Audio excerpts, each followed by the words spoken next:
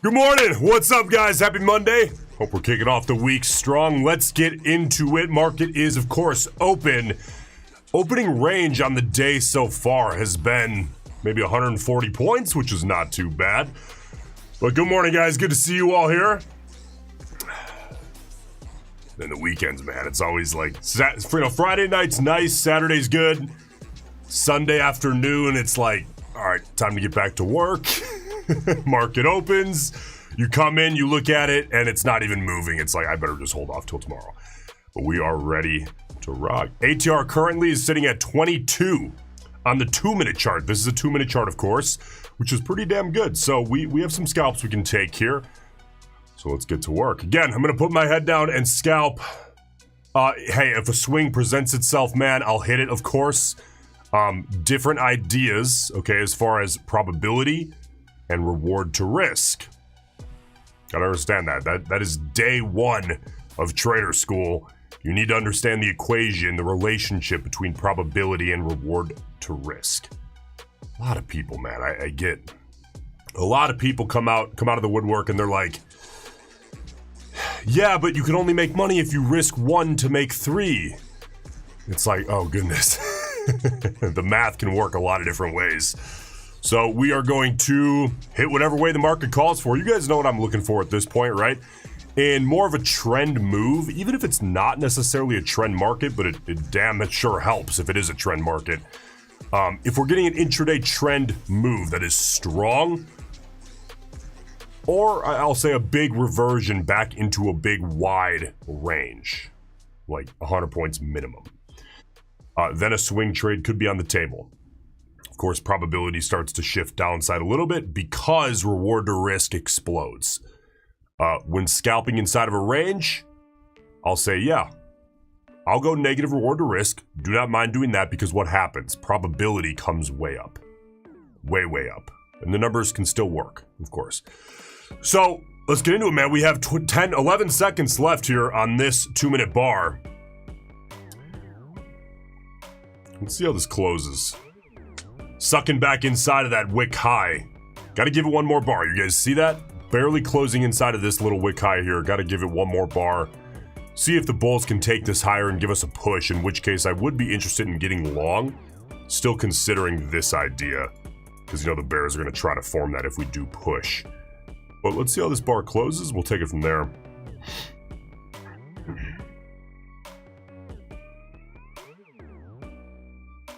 Gaines, good morning. Kane, John, Javaz, good morning, guys. How we doing? Marshall, good to see you.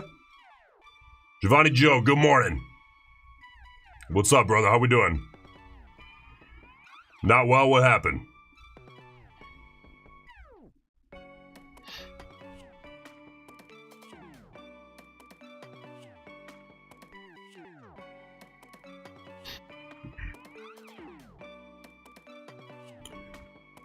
Okay, we got about 60 seconds left here on this 2-minute bar. Again, looking to see if the bulls can take this higher, give us a push. In which case, a clean close. I would need to take long for a quick little scalp. But bear's trying to wick this back.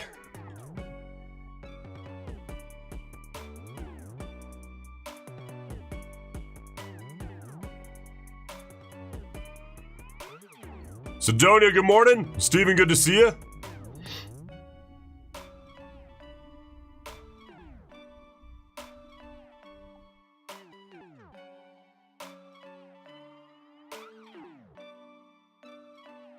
Joe, thought I passed 10 evals last night at Open. Emailed them hoping to get into funded accounts for this morning's Open. Found out I failed, not passed. Well, first of all, which prop is this, Joe? Second of all, if you passed last night, most likely for activation, you would have had to wait until after 5 o'clock Eastern today anyway, because it's considered the same trading day, really, since futures are 23.5.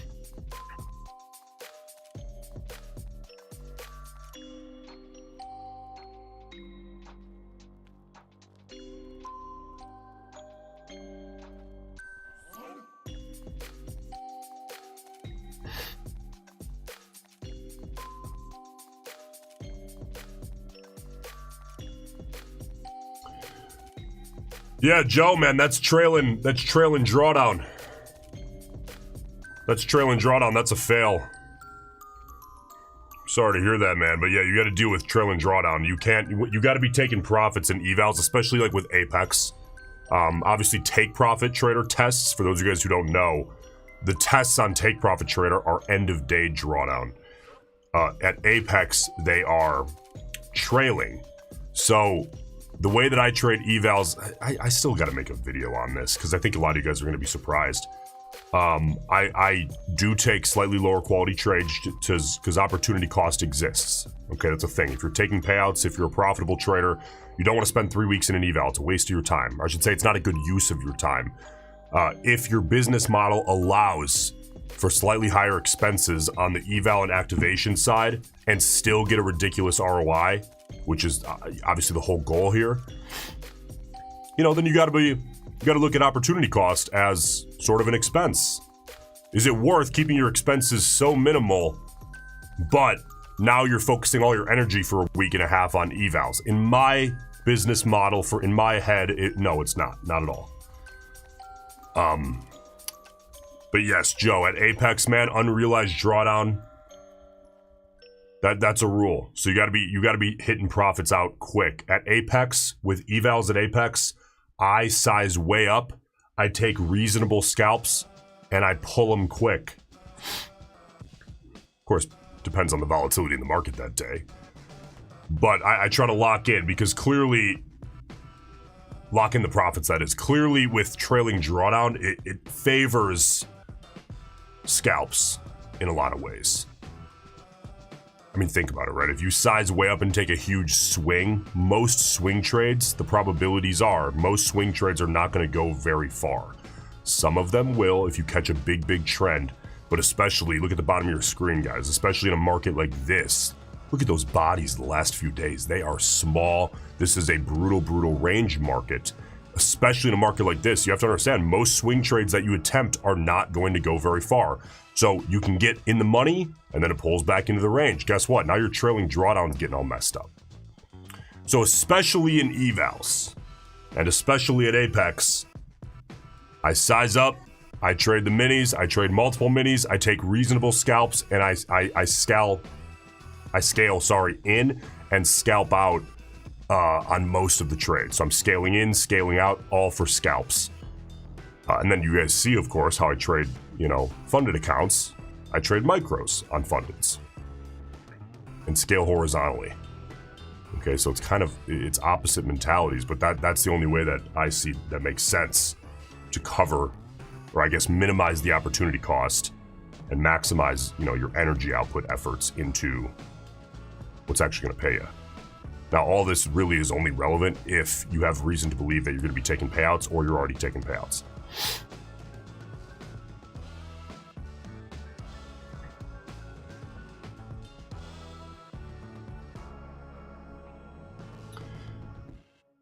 All right, getting a lot of inside closes here. Just waiting to see.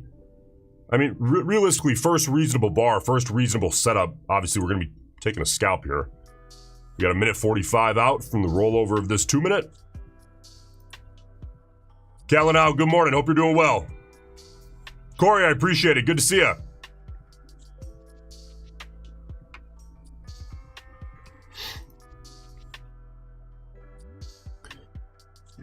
Yeah, listen, you know what, Joe? It's all good. It's all good. You learned something new. Dust yourself off, man. Start over. Start over. In a day or two or three or four, you'll be past and you'll put this all behind you and forget about it. It's no big deal. If you're going to pull a lot of money out of prop firms, by the way, you're going to go through some accounts. That's just the way it is. That's the business model. It doesn't make you like cool or some trading god to never blow accounts. It just makes you, in my head, kind of silly for not understanding how to get the most ROI. Right? So, accept that. You're going to have some expenses like any other business. If you want to open a coffee shop, a high-end coffee shop, you got to pay for some good beans, right? You want to trade prop, you want to risk other people's money, you got to pay for evals, got to pay for activation fees. As long as you're averaging a positive ROI on each account, average. Some you're going to have huge ROIs, some you're going to lose money on. But as long as you average a positive ROI on each account, you are doing fantastic, wonderful. You're taking advantage of the opportunity, then you just scale it horizontally, and it's off to the races. All right, 10 seconds left here on this bar. This is a brutal little range here.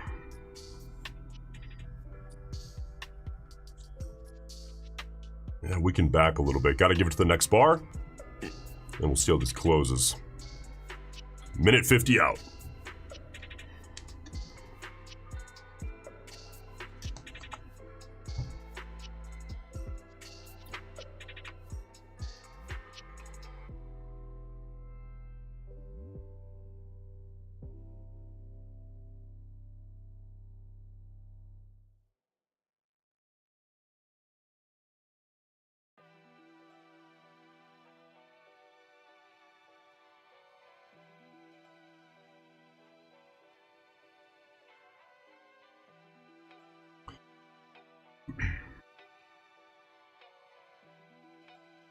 Trader Matt, no, you're good. You're good. I have answered it, but you're fine. I don't have an affiliation with any copy trader at all. I use affordable indicators because it has worked the best for me. So I don't have like a code to give you a deal or anything, but you know, it's not super cheap, but it's the best that I've used. A lot of people also like, I think it's called like Quant Guard or something. I don't know if that's a copy or if that's just a risk management tool. I've seen a lot of people use that and they like it. But for me, affordable indicator seems to kind of do everything that I needed to do.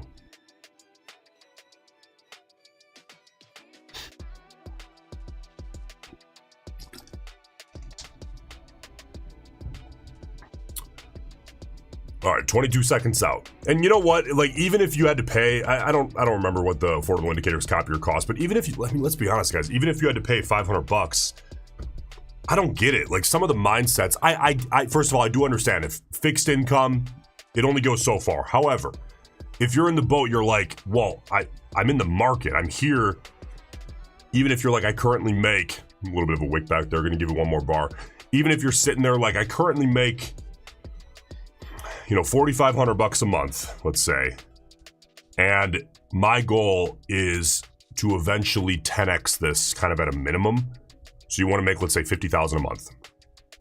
Well, if that's your goal, I mean, let's just be straight up, man. If you're hesitating, if you're like, I can't spend 500 to put myself in a better position to do that, the mindset's fucked up. Right? I mean, you gotta, like, be reasonable.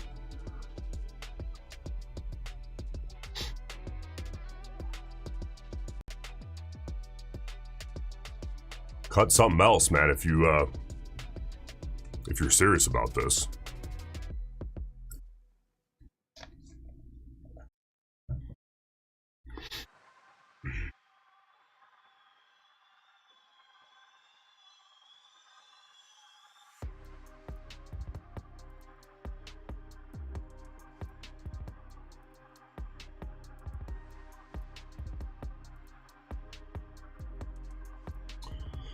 All right, 45 seconds out here.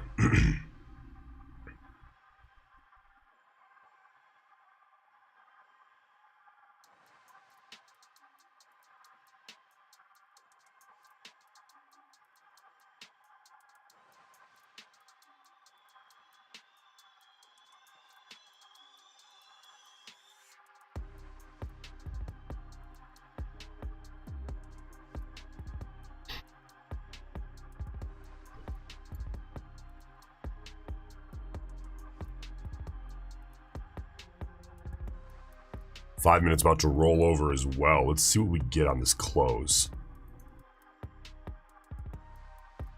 Oh, wick back, man. The 5 minutes relatively clean, but I'm trying to execute scalps right now off the 2 minute.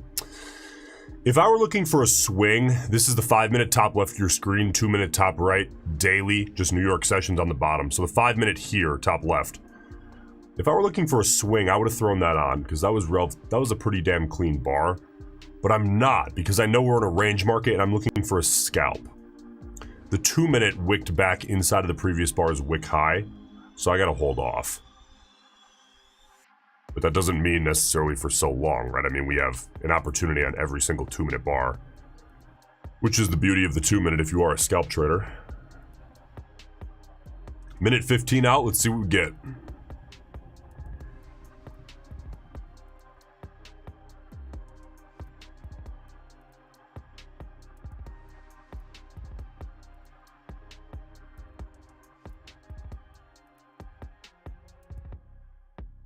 It's a bit of a push, huh?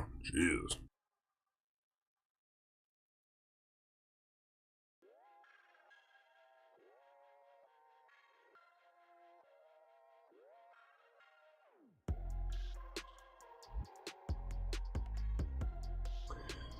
All right, 38 seconds.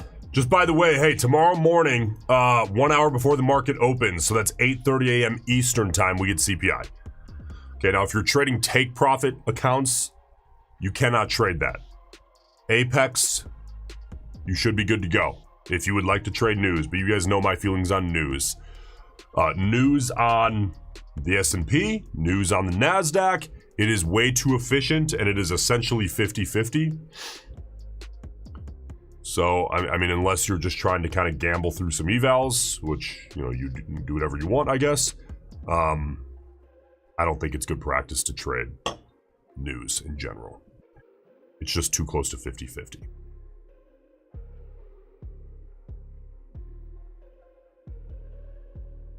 Bit of a wick back there, closing very close to the high of day.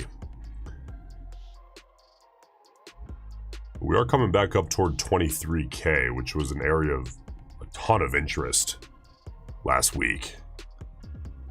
We kept getting stuck around 23, but I did take a couple of trades up through 23. I got long, I think, right ahead of 23,000 2 or 3 times last week.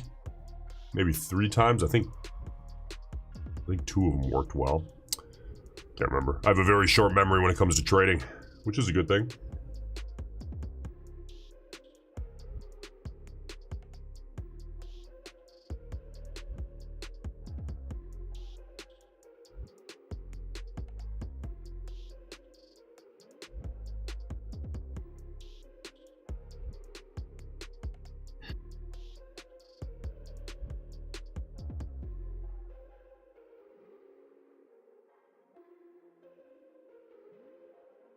All right, 43 seconds out here.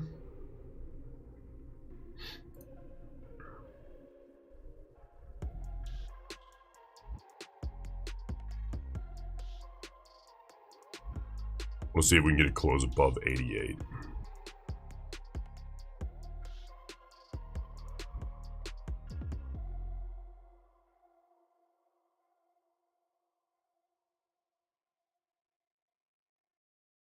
Nah, on a really tight move like this, I need to wait for usually at least 2 bear confirmation bars to short. Now, you guys have seen me short, like I think the last trade of the week last week,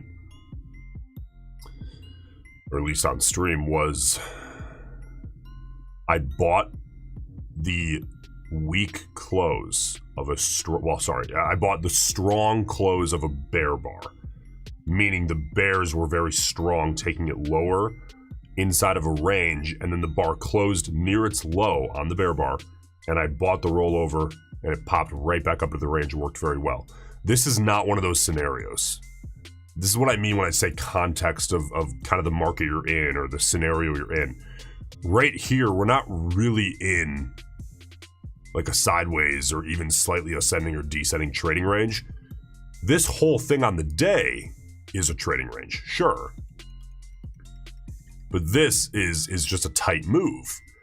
Now, these tend to turn into sideways channels for a little bit before either making a second leg higher or, of course, fading, as opposed to just going straight higher or instant reversion. Reversals like this, where you get big, strong bear push and then big, strong bull push basically right away, these are not that common, especially right now. We saw like one of these last week and it was pretty interesting. Usually what we're seeing is tight moves, sideways trading range, and then decision. Okay, so for me to get short here in 30 seconds from now, when the rollover happens, this bar would need to close basically beneath this wick low for me to be willing to take a bet on that. So let's see if we get that. I need to see it close beneath 22,956 for me to get short. Otherwise, there's just too much of a risk of that sideways little action.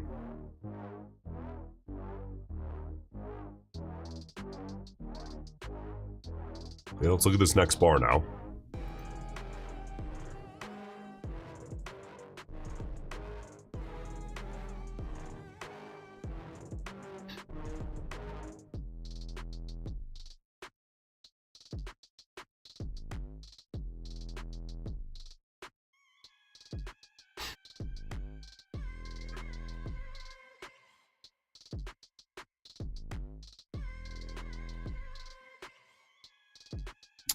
"90 seconds out."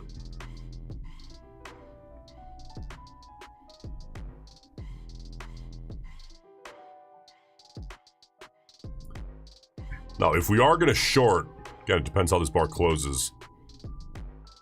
You got to understand the bulls are probably looking at this. It's pretty aggressive, though. I'm not super into very aggressive trend lines like that. So let's just see. Again, it closed, I'd say, beneath 56. Very near the low of the bar. And I'd have to slap this on short 51 seconds from now.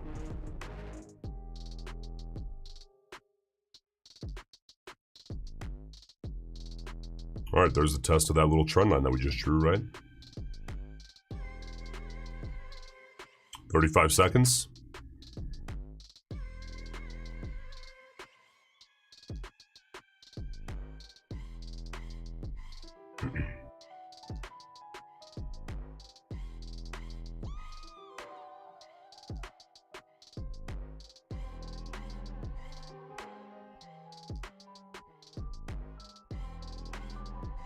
"15 seconds. Let's see if we can get it closed near the low of the bar. Not too big of a wick.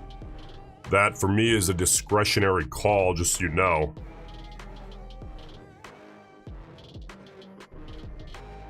Give this a couple seconds. There we are, and I will get short.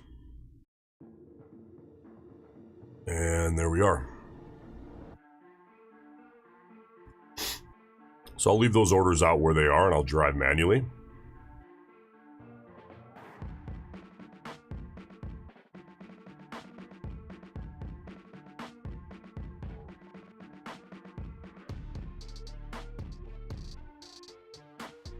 Hold that at 13 points if we can get a fill.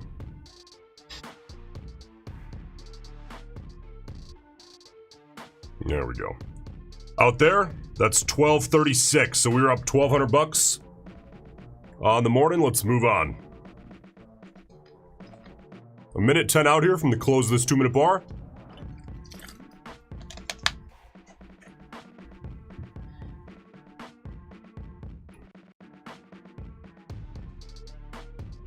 I'd be willing to re-enter if you're going to scalp on moves like that, as opposed to swing trading them. But I prefer to scalp because I know that most swing trades, again, are not going to go very far in this market. They're just not.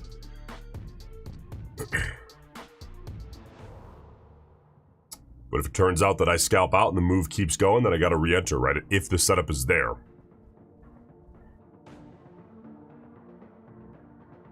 But essentially just waiting for the next setup each time. Okay, 27 seconds. If we get a nice clean close, I'll have to short again. I don't want a big sizable wick though.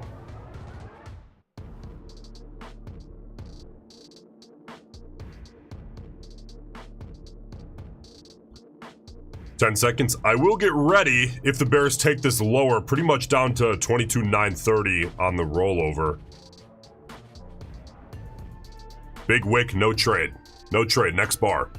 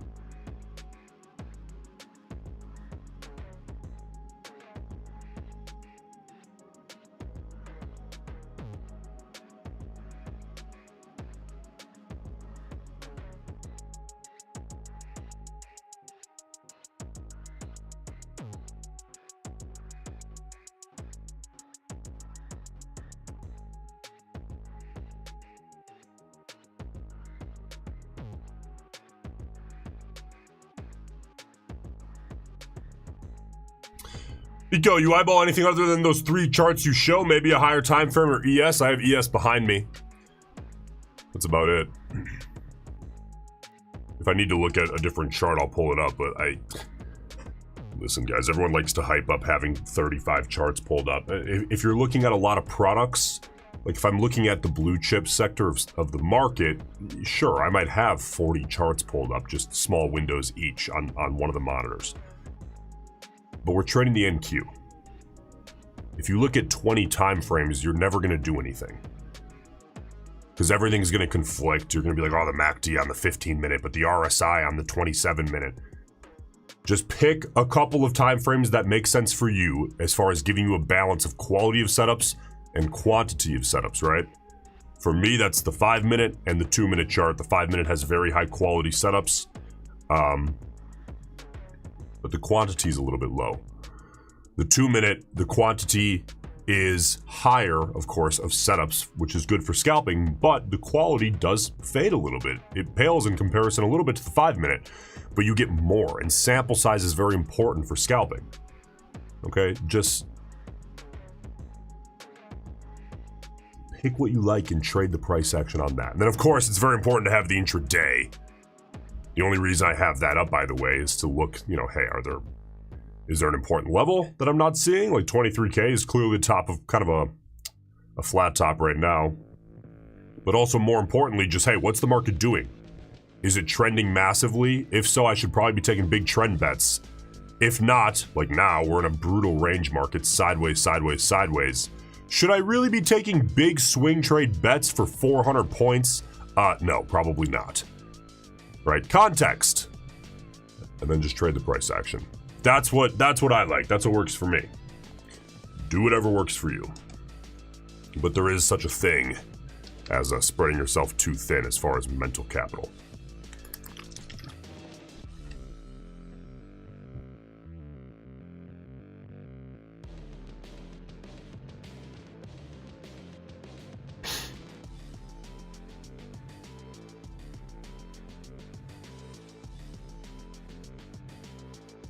All right, 20 seconds out here. See, we're getting some weakening action here out of the bears. Clean bear bar, growing clean bear bar, shrinking body, doji. Now let's see what we get. I'll get ready in case we get a real push down here in the next 3 seconds. See that? Inside close. Closing just barely inside of the previous bar's wick low. Gotta hold off. Next bar. No trade for me there.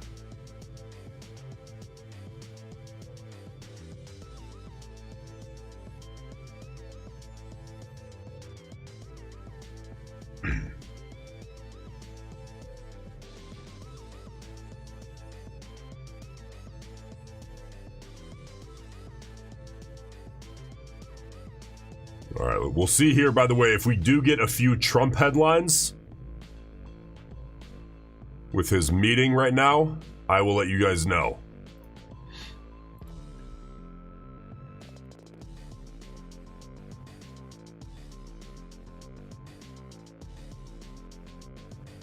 All right, minute 10 out.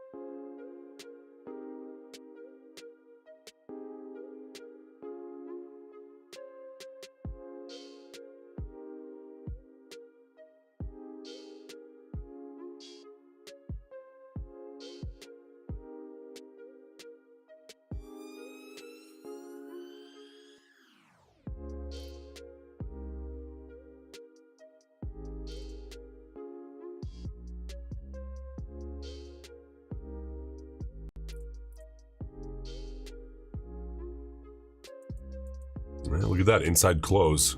Got to look for the next bar. If we did get a strong bull bar closing, I'd say up above like 950, even maybe 948 and above. In that case, I would have to get long. Only in that case.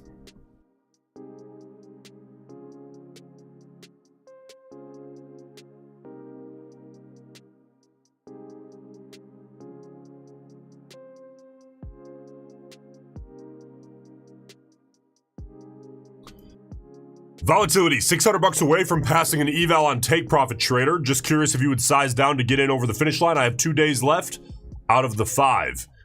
Yeah, for me, I like to size down into the finish line. However, I think it depends a little bit how you want to approach this, because with Take Profit Trader, if you have big green on the day, you have a lot of padding because it's end of day drawdown. However, if you're coming into today and your P&L is flat, but you're still 600 bucks away, your drawdown has updated.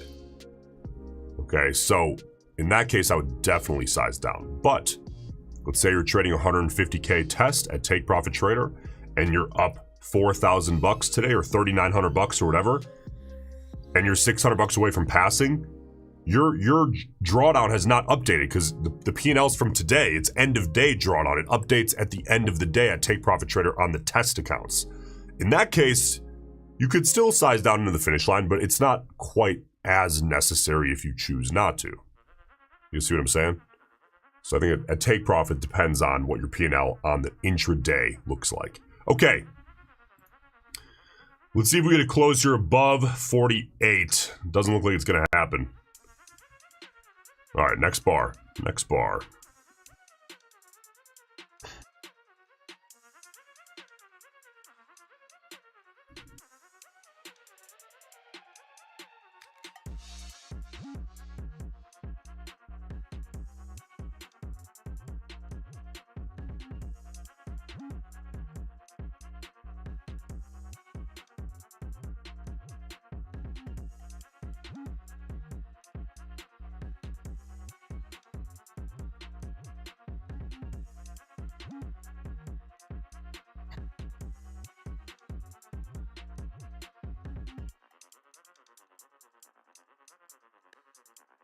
All right, minute 15 out.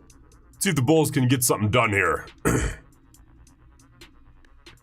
Again, for me right now, a close above 950, I'd have to buy that rollover, assuming it was a clean close with no news.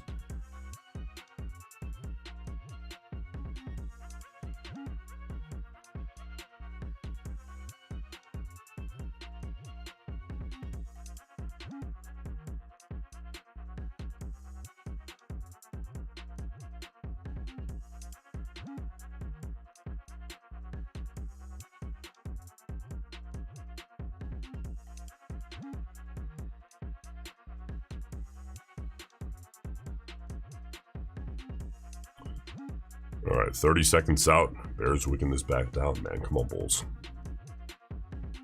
Give me something to work with. Got to close above 48 at the very minimum. I'd really prefer a close above 50. 15 seconds out. I will get ready here. Good morning, Mario. How we doing? Let's see if the Bulls give us a little last second pop.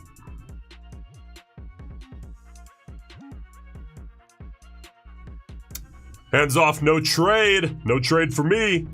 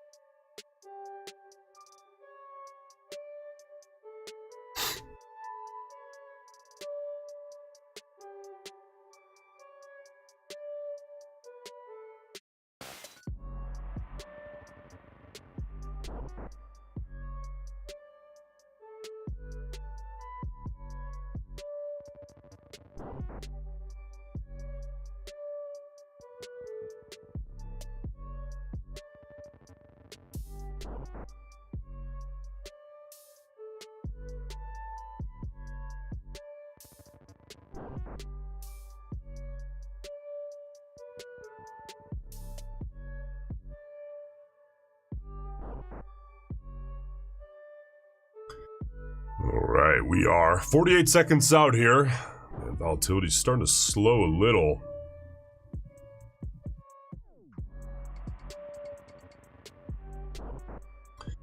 ATR, by the way, average range of a 2-minute bar. That was about 22.5 when we started the stream. We're now sitting at about 18. That's relatively normal. 18 is not so bad on a 2-minute.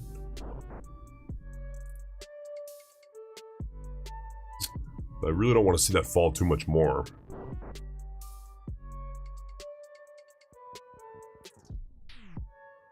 Joe, I'm liking my new clean charts. Yes. This is how it always goes. Everyone starts day one with a clean chart. They open their platform, there's nothing on the chart, it's clean. And then over the next year or so, everyone beefs up their chart and crashes their PC with 200 indicators. And then probably another 3, 4, 5 years later, they realize it's a complete waste of time and it doesn't help because it's all lagging and none of it is a self-fulfilling prophecy except like 1 or 2 that's on their screen. And then they end up right back at a clean chart. So skip that phase. Save yourself a few years. Just go clean from the get-go and trade the price action. That's what really matters. All the indicators are built off of what's real. The price action.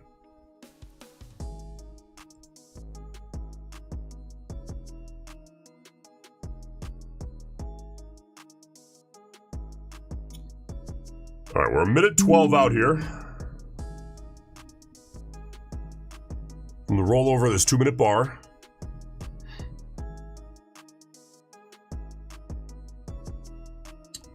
$60 seconds, see if we get a clean close here. If we do, I'll have to get long.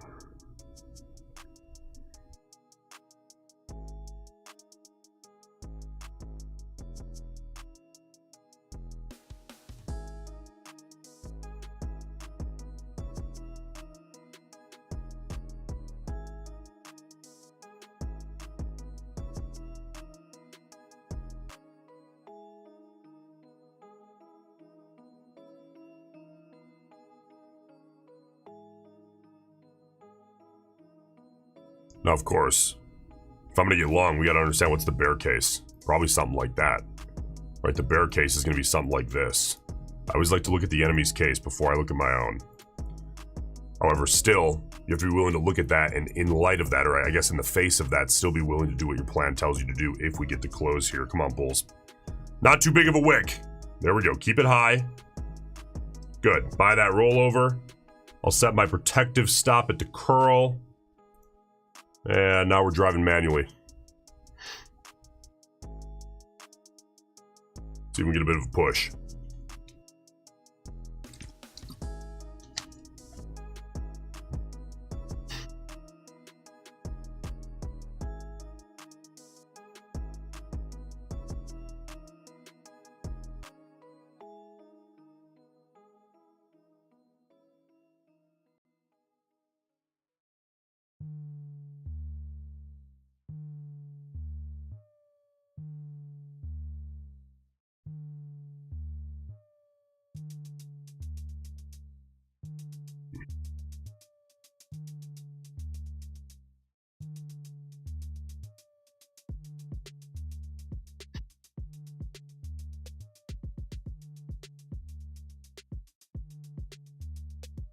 A little bit of the money here.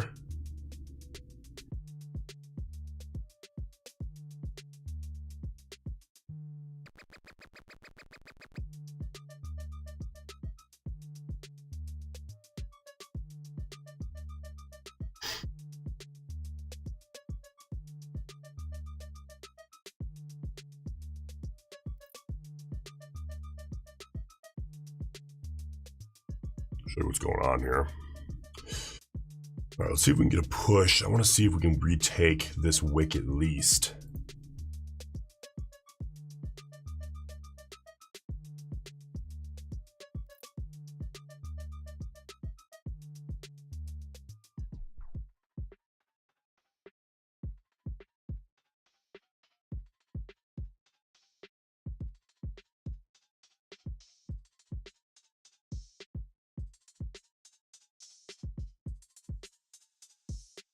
There we go.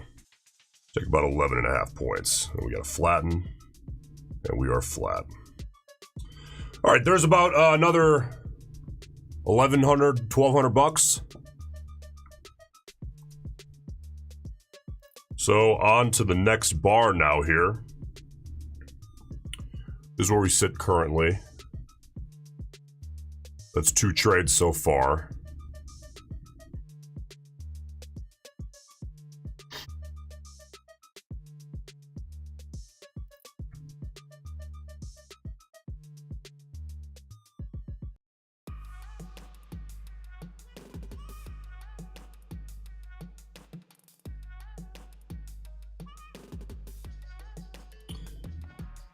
All right, 65 seconds out here.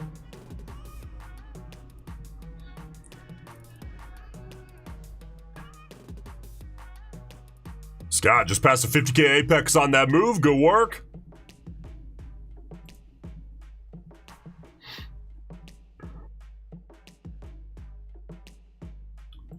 Bernard, hey Nico, what size, what account size do you trade? I mix it up, man. It's not... At Take Profit Trader, I really like the 150Ks, and then I also like the 50Ks. At Apex, I have a hell of a mix. Right now I have, believe it or not, I have some 100K static accounts. I have some 50K accounts. I have some 150K accounts. I have a 250K account. I have a 300K account. I mix it up. I like to mix it up. All right, nothing there. Inside close, on to the next bar.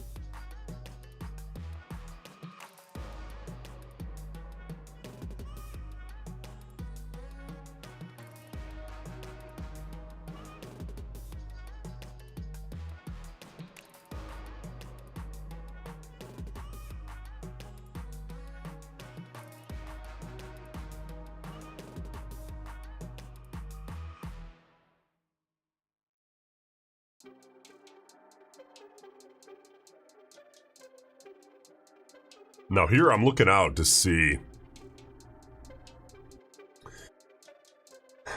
you know, here, let's go to 5 minute together really quick.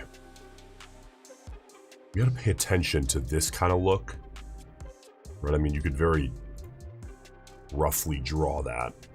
More so the bottom line though. We gotta pay attention to that. However, and we've been seeing this, again, this is one of those examples, like the more charts you watch, the simpler, the quicker you recognize things, right? The simpler it gets to recognize things. But if we look at a 2 minute now, what I'm thinking about here is, you know, I got to keep an eye out because if we go with the 5 minute, it's like, okay, ascending support. Yeah, but what we've been seeing a lot of, it looks like an ascending support, and then you get a smaller channel that looks like this. We've been seeing this constantly lately. Like this second high attempt ends up being a lower high and it pushes into a little descending channel for a little while or just straight sideways. So I'm keeping an eye out for that. I'm not saying that that's going to happen. Of course, if I did, I'd be taking a trade on that information. I am not, but I'm curious about that. So a little bit hesitant to get long here unless the setup is very clear, in which case I would love to hunt these stops up here. You guys know that I like to hunt stops, but I'm only going to do it if I feel like I can within reason.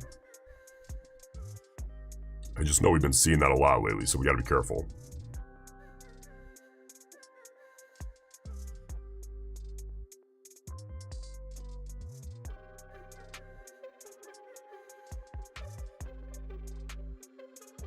Yeah, listen, Joe, it's really common to scalp. Again, this goes back to the reward to risk conversation. People get really mad when you talk about negative reward to risk. And it's incredibly just dumb. It's very silly. However, it's very common in the scalping world. Let me show you ATR. To scalp for about half of an average bar. Very common. Now, of course, if you're looking at like small cap momentum stocks, that's a little different because the bars are all over the place. I mean, the ATR is a little less meaningful because the moves are so quick and so violent. But on something like futures, where it's a little more smoothed out, the volatility increases a little more slowly, usually, unless we see big news. Decreases a little bit more controlled, usually. But it's really common to risk, say, an average bar or so to make about half an average bar or so. That's super common in range markets. And people say, well, how do you make money? Probability is a thing. Probability increases, right? That's very natural. Okay, so here we are closing just barely outside of this wick, which again would normally be a very good long setup. You could take that. I wouldn't yell at you for taking that. For me though, I'm still a little bit concerned that we end up seeing this turn into an attempt at a descending channel. So I want to watch this next bar. If this next bar is also strong, then I'm cool getting long. For me, I want a little bit more. Again, discretionary call. I just want a little bit more proof, I'll say, that the bulls are actually doing what they think they're going to do.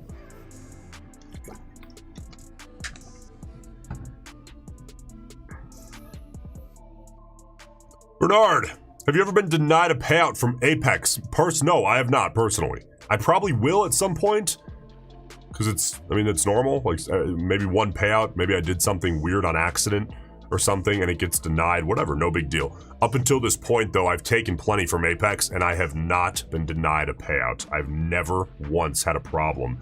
The thing with Apex is it's great to scale. Take profit trader gets you the money a lot faster. It's in your account way faster. But Apex lets you go to 20 accounts, and that's the upside there. So if you can wait a little bit for the money, then Apex is fantastic to scale. If you're like, no, I need cash flow now, then I would start at Take Profit Trader, but don't sleep on Apex. Apex is a great way to scale. They let you go to 20 accounts, and I personally have never had an issue.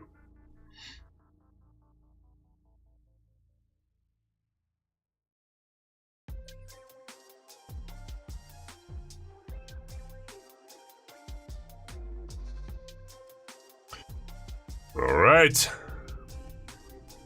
15 seconds here. What's up, Pick Six? How we doing? Let's see how this closes here. Yeah, we've got high a day coming in. That's fine. Let's see how we close. Get long, and I will place my protective stop order. Boom, there. And we'll see we can make something happen here with a little bit of push up through the intraday high that the bulls are attempting. We'll see if they can. Driving manually here.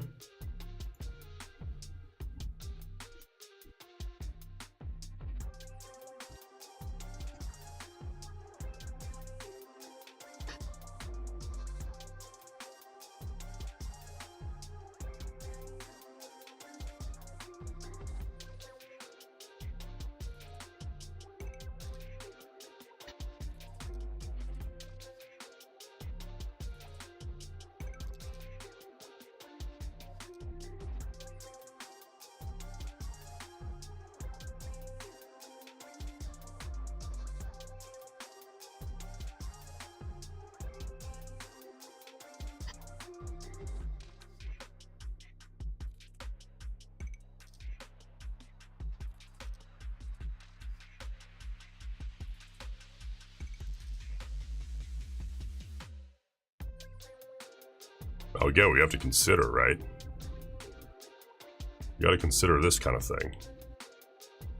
Bull's a little hesitant, that's okay. We know that, right? So if I take on a little heat, it's within reason, still within the channel. If I take on more than a little heat, I want to be out. And again, driving manually based on price action here. There you go, there's a little bit of a push.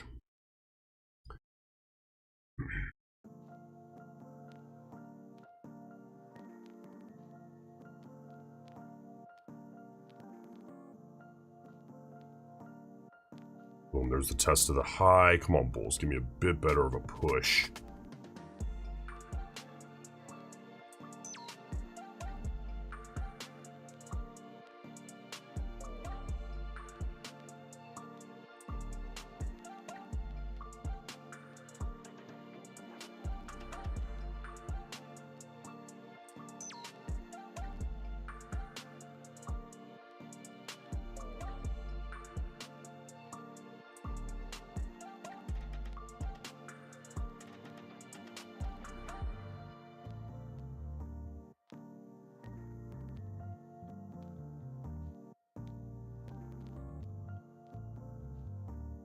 looking for a little better of a bull push here.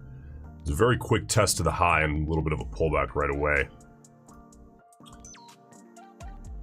We got about 60 seconds left, by the way, on this 2-minute bar. Let's see how the bears end up, if they can succeed here.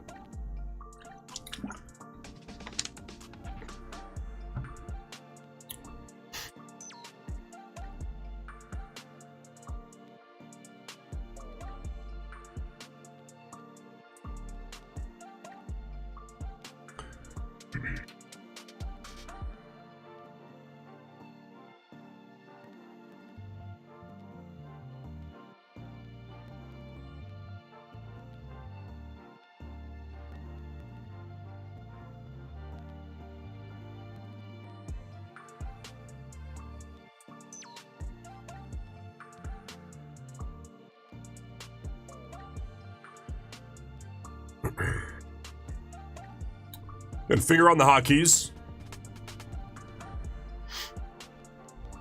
Driving manually.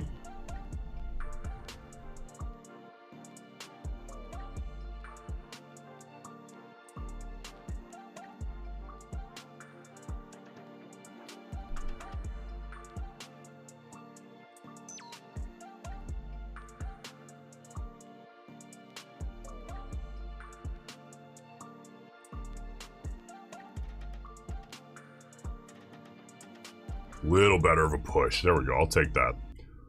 Just under 12 points. All right, so that adds another $1,100, $1,200 to the P&L. So we are 3 for 3 so far on the day. And here you go. Here is the daily P&L so far. So we've taken 3 little scalps so far. That's where we currently sit. Let's keep rocking and rolling. Nowhere near done.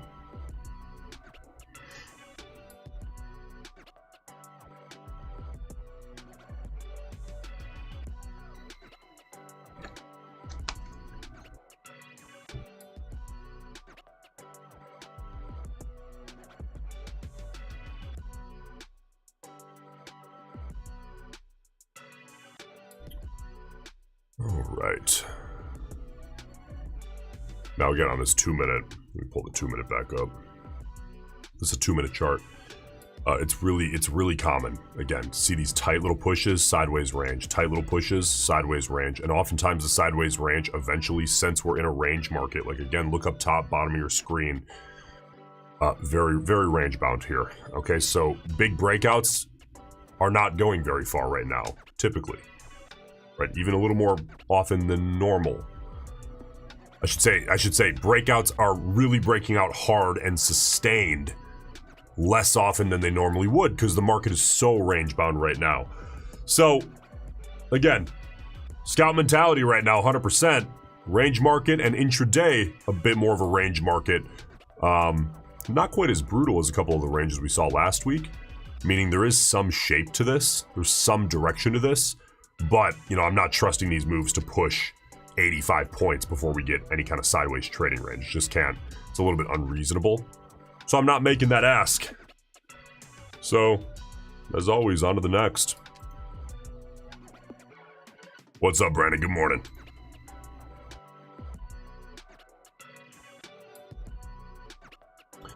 Ryan, I've noticed that you always avoid or do not trade the opening at all. Am I right? What's your idea about it? Is it good to trade it or is it just gambling? I don't like to paint the word gambling with that broad of a brush.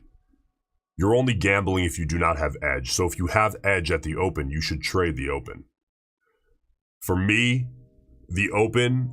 Okay, let's think about this. The Nasdaq is at bare minimum 70% algorithm volume. I think it's probably closer to like 85. But off the open, I would expect, just watching the price action every day for years and years and years, I believe that the open is a higher percentage of algorithmic movement. Now, what are algorithms doing a lot of time? They might be trading intraday, building out a, let's say they're building out an always in long position for the day, and they're going to build it throughout the day, take profit off, kind of scalp around the core. Well, okay, they might be looking for a trade that's 6 hours long. And even more commonly, they're looking for trades that are 2 or 3 weeks long. they could be selling even though they maybe have a bullish bias on the day, intraday, right? In some cases. Hang on, we gotta look at this bar. All right, big wick back. Yeah, that wick's about half that bar. Here comes the rollover, and we will give it one more bar. So my thought process on the open is just that. If you have a bunch of algorithms that are doing things that maybe are for intraday, but also maybe for 2 weeks out, also maybe for 2 months out, the decision making isn't necessarily based on the intraday price action. They're just blindly doing what they think they need to do for three weeks from now.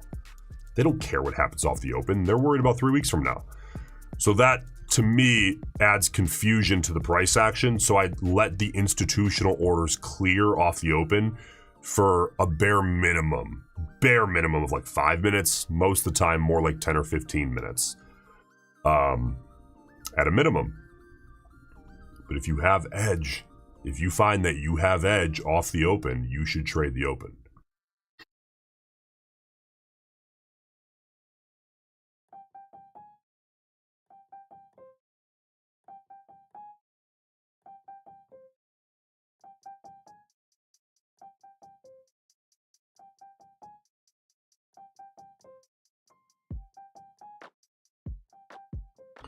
All right, we are 45 seconds out here.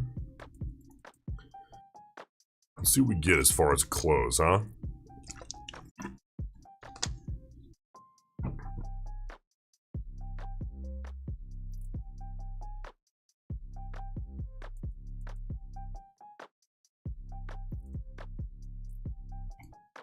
We will activate the copier. Click in our window and we are locked and loaded. Now we just got to see how this closes. 12 seconds out.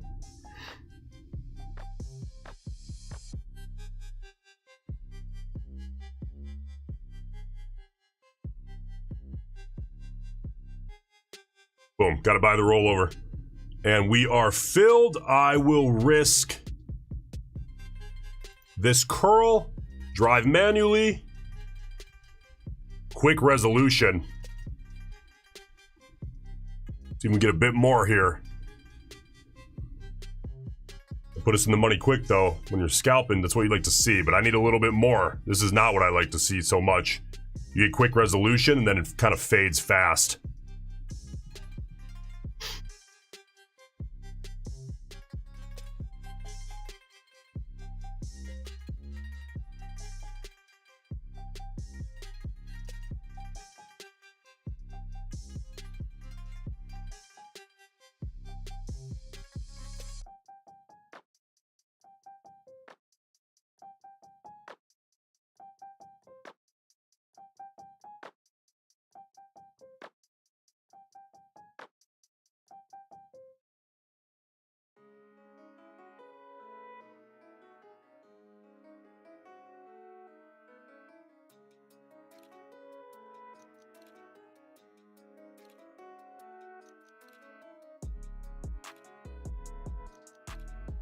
All right, we got 40 seconds left here on this 2-minute bar. Got my protective orders out.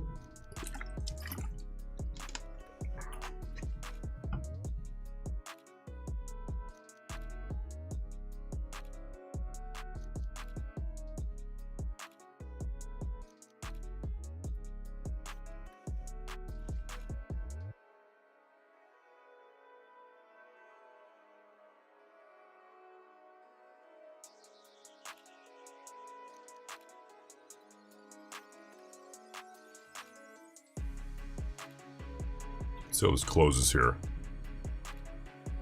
Yeah, there's the rollover.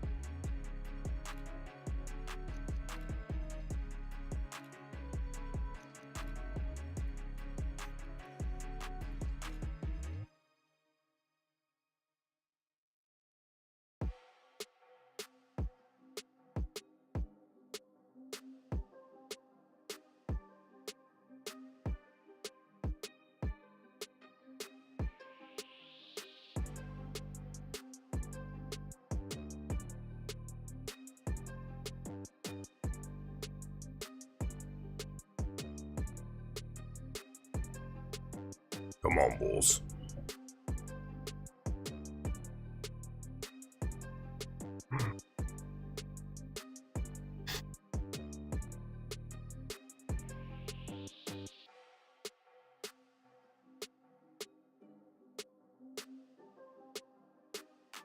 I want to see us take out that little high. A little high that we just formed.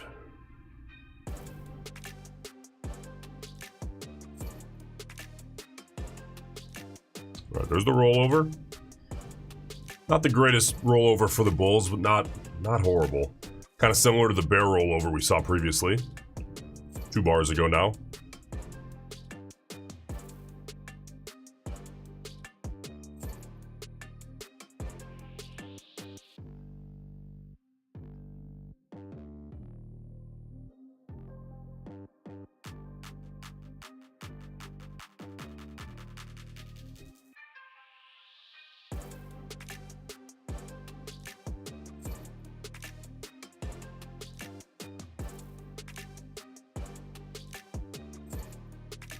I know, we gotta pay attention here, because a sideways channel here is very possible. And it's so common, we've been seeing this constantly lately. You get these tight pushes upside, and then you get a brutal sideways trading range. So I gotta keep an eye out for that. 57 seconds left here on this 2-minute bar.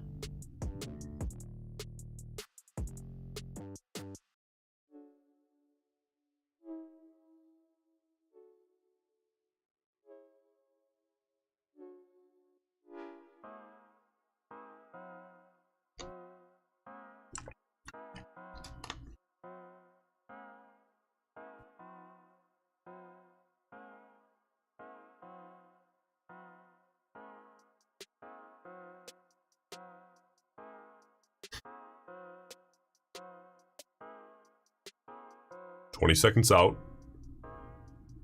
Bull's trying to wick it back up.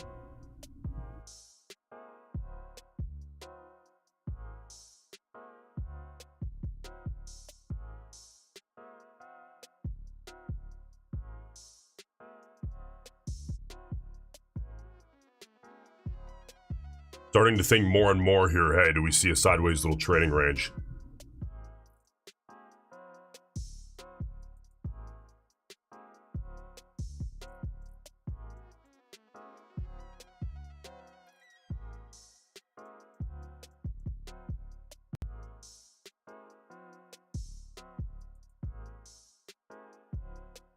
Minute 30 left here on this 2-minute.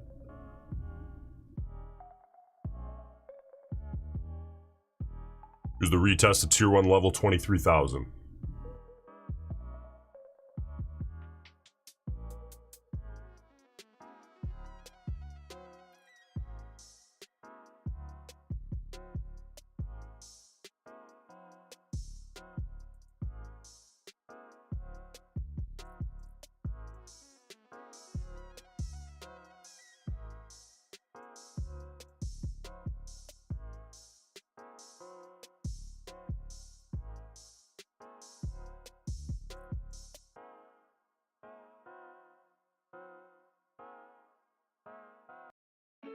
$45 seconds left here on the 2-minute.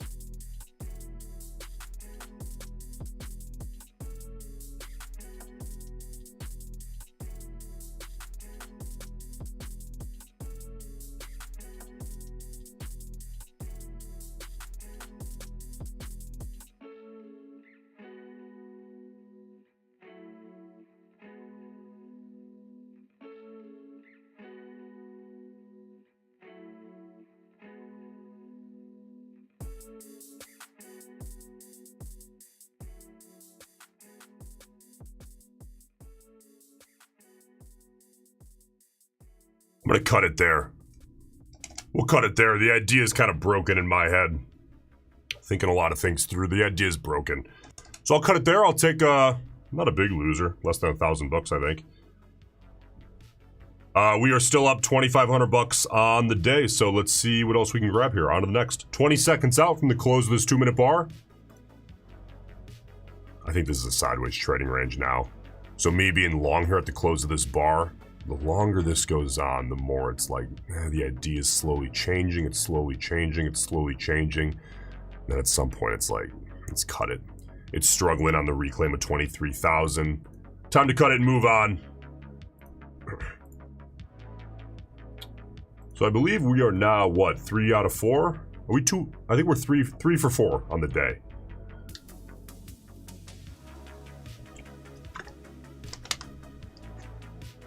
Bruce, good morning.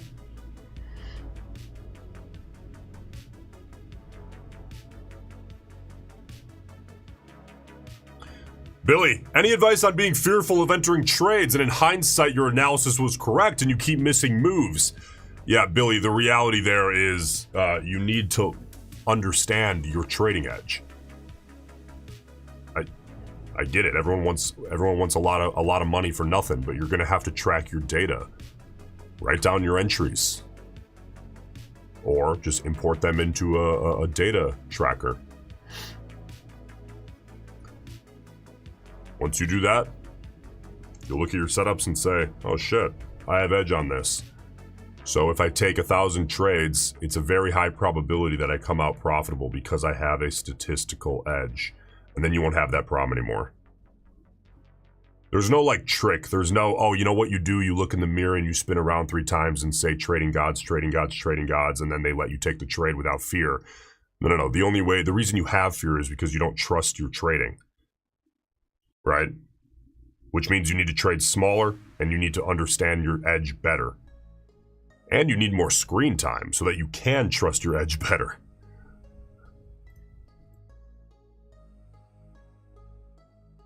That's the truth, man. You want to be a trader or don't you? That's the reality.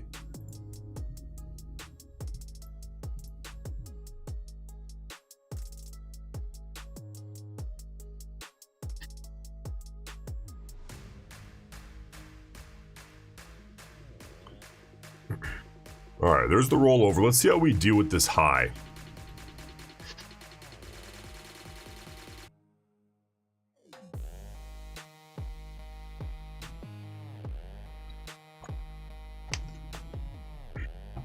Couple of Trump headlines. He says, I'm unhappy with Russia. Severe tariffs on Russia if no deal in 50 days. And then Trump threatens secondary tariffs of 100% on Russia.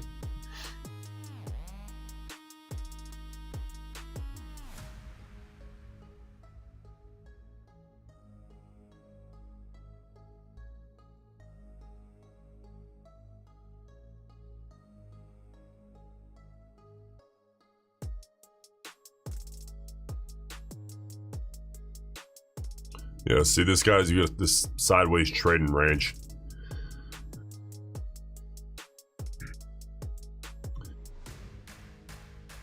Try not to be too quick to jump the gun, by the way, when you make a decision like that. But at some point, you know, again, this was the first loser of the day. We've taken 4 trades so far. I got long here. Instant resolution, by the way. Put us 9 or so points in the money. I was looking for a little more on that scalp. Pulled on back. Sort of thinking, okay, we're going to see us finally the sideways range hit after this tight move, which is so common lately. We started to see that. So I cut that for a small loss. Again, the first loser of the day. But I want to see if this just keeps going sideways or if this, again, very, very typical of the market lately. We see these tight moves higher with very few pullbacks and then boom. Tight sideways range before inevitably either second leg higher, or more commonly what we've been seeing lately is the pullback into the range on the day. So we'll see if we get that here.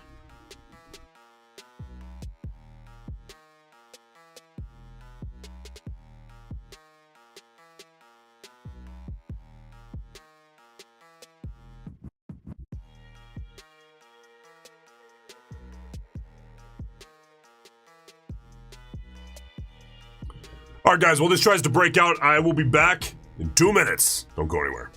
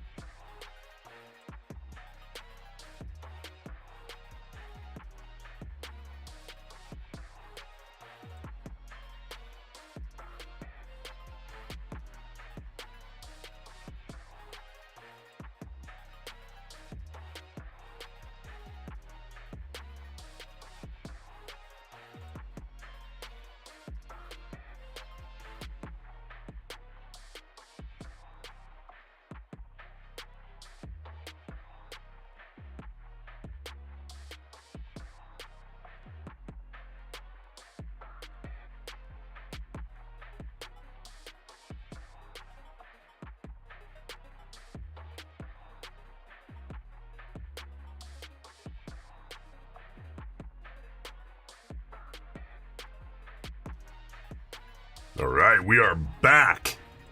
And we're still in this sideways little range, so that was a good call. Let's cut that trade. Kind of just what I was worried about here. The sideways range is playing out. Now let's see if it fades. Again, with these tight moves, you get that sideways trading.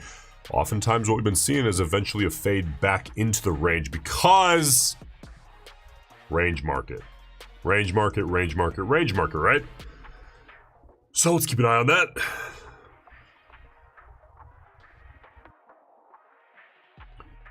Doesn't mean that it needs to break right away, but it's going to break eventually. We just got to see which direction. If we get a second leg higher, I'll get long. If we end up fading back into the range, depending on how deep we are back into the range, then I'll happily get short.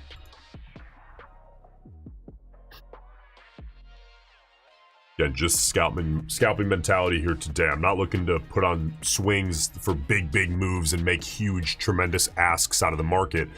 It doesn't make a lot of sense as far as context, right? Those moves aren't going very far right now.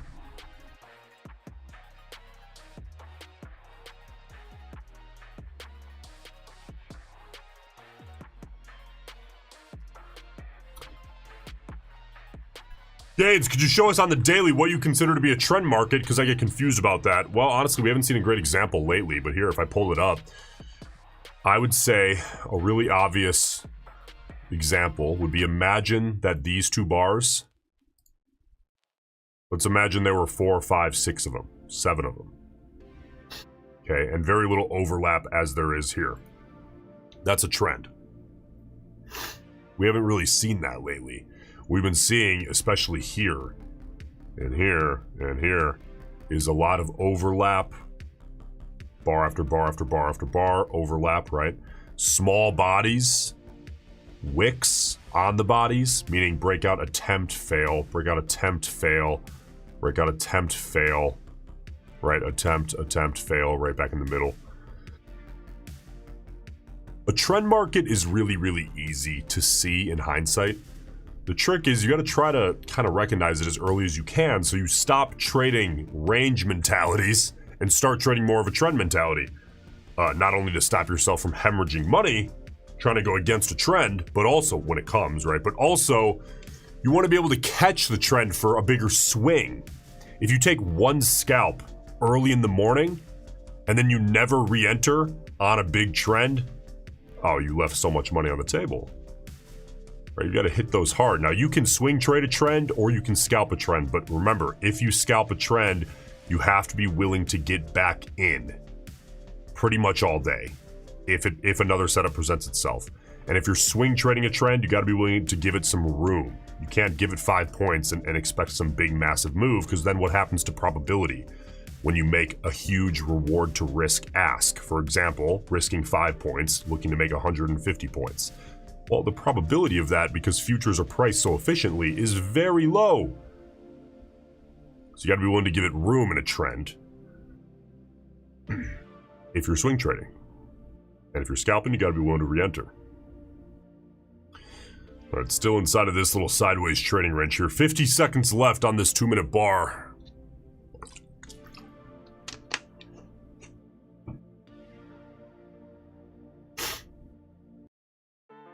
The way that I like to think about a trend market is, you guys know, like, stock twits, Twitter in general, X, Wall Street bets on Reddit.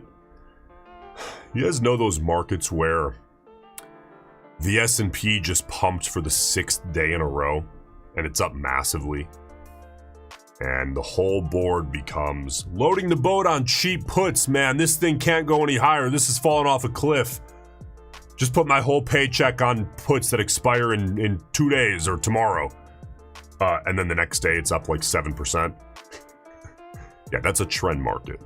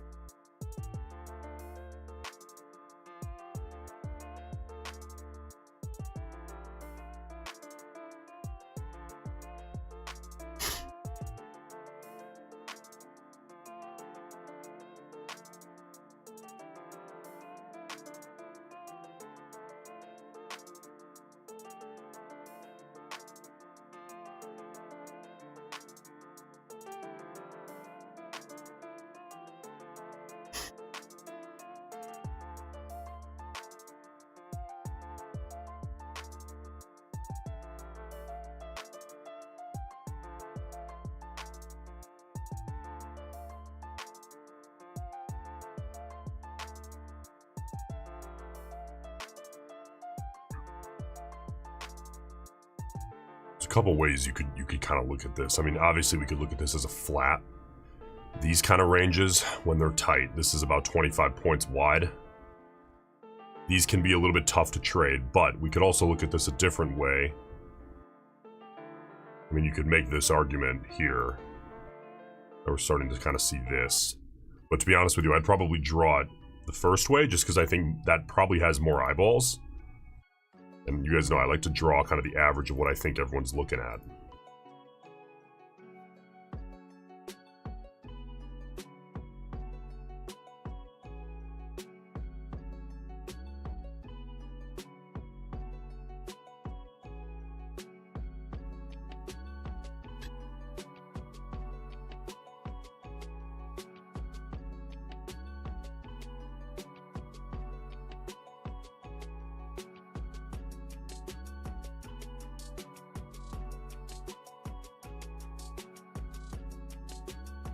Chris, what's up, brother?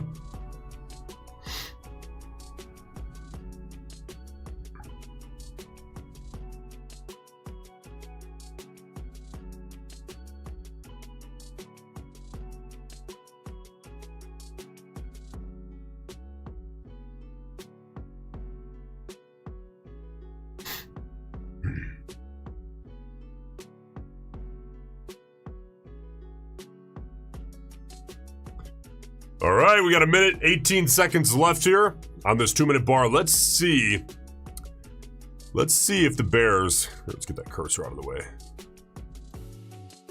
can take us lower. You gotta be careful, because even on a strong bear close outside of the range, oftentimes what will happen is you'll see it just revert back into the range. So I like a bit more confirmation if I'm gonna trade a breakout attempt.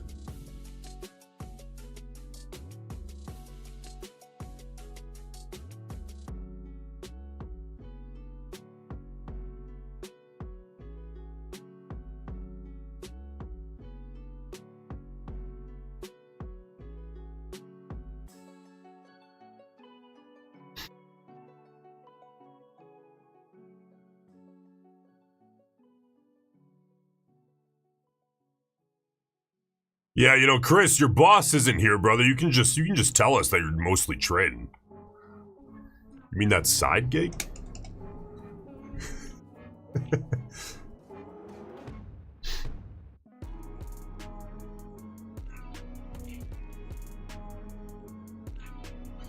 All right, here comes the rollover. Still inside that range. Let's see if the Bears can take us lower. Again, eventually this always breaks out. It's just a matter of which direction, right?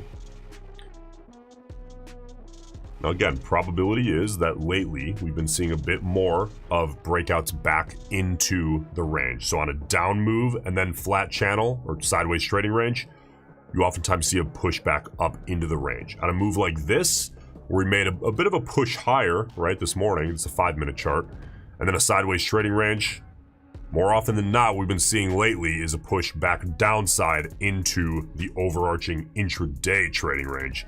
Again, that's not a guarantee by any means.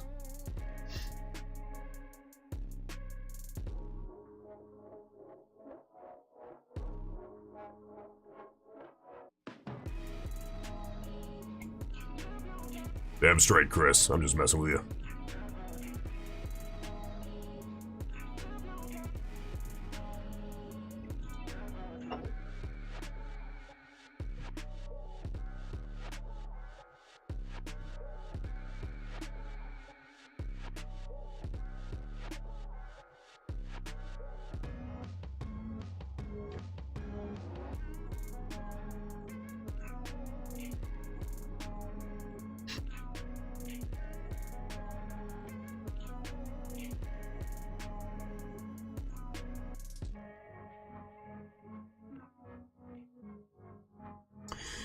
All right, there's a quick little test outside of the trading range. Very quickly wicked back upside.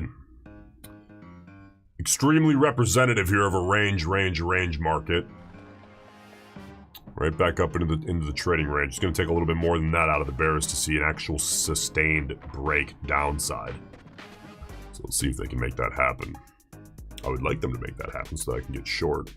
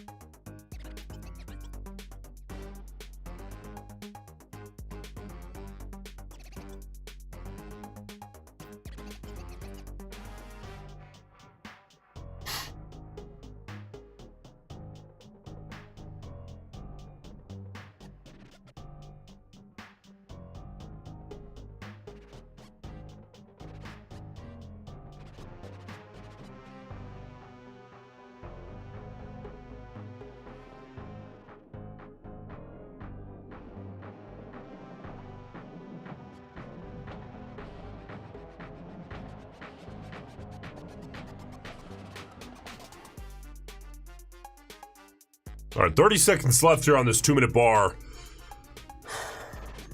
I've got to say, I'm not against shorting a strong close inside of the range and just cutting it if we see a sustained breakout upside / second leg higher.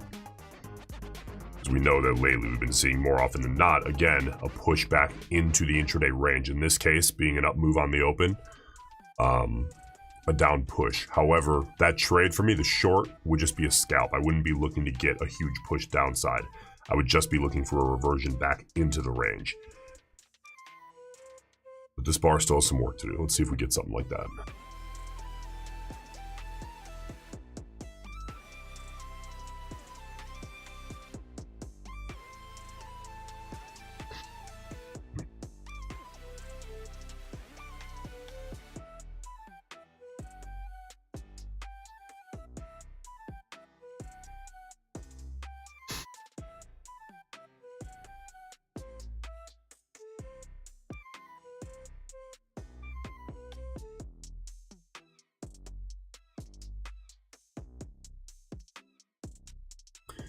A minute 15 left here on this 2-minute.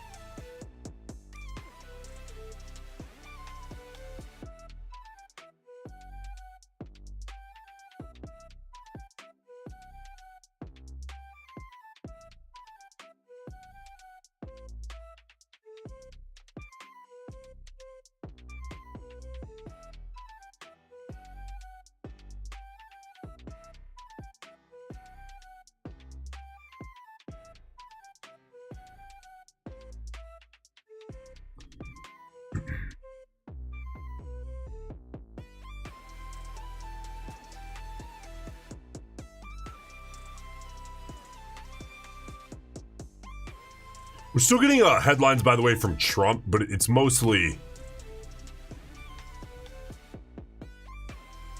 It's mostly just him touching on, you know, I spoke with this country, I spoke with that country, I'm waiting for this country to talk to me. Here we go, White House official headline here. Trump means he will impose a 100% tariff on Russia, secondary sanctions on other countries that buy oil from Russia if a deal isn't struck in 50 days.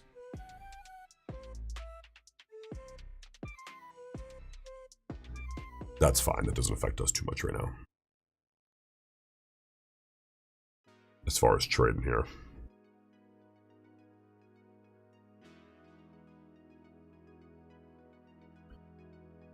Tom passed the take profit trader test account. Good work. Man, even just one take profit trader pro account is a hell of an asset. Those daily payouts, man, that can get you started if you're trying to bootstrap a full-time career here.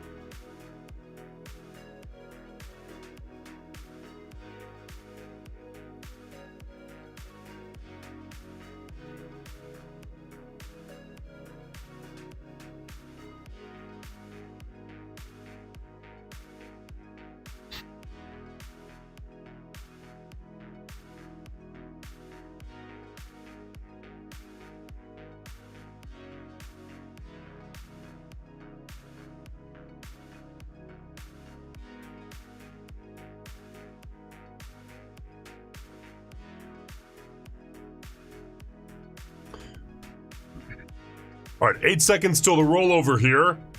See, the bear is trying to wick this back a little bit. Yeah, not quite a strong enough close for me to short, to be honest with you.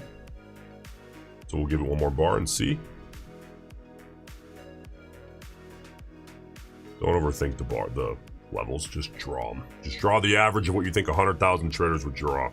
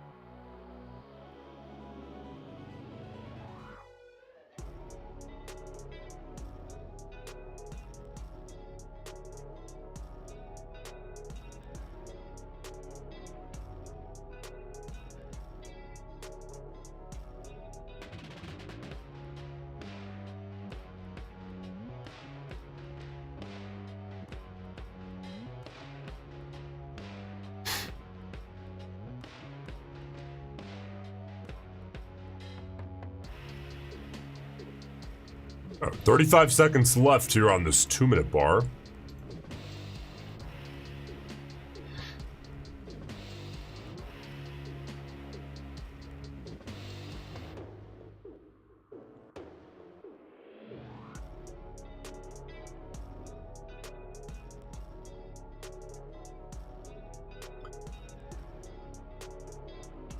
Again, right now, my primary interest here is to see a relatively strong close out of the bulls that I can short the rollover.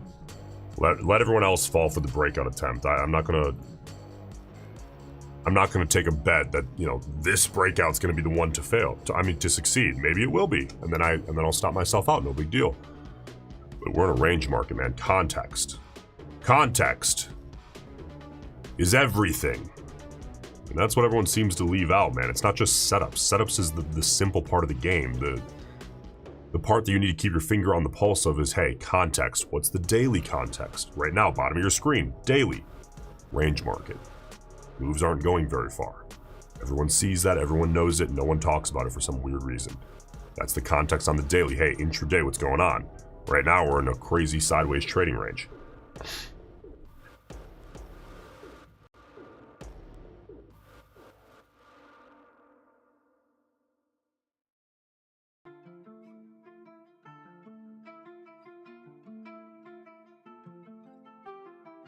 By the way, Take Profit Trader, I know a lot of you guys are looking to hit Take Profit Trader.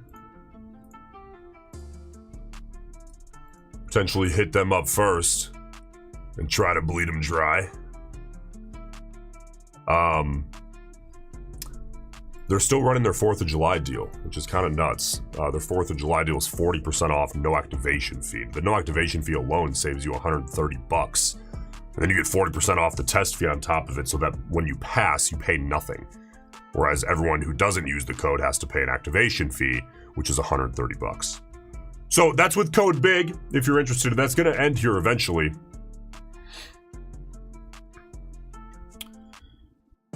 Okay, pretty strong bear bar here. Let's see how this closes.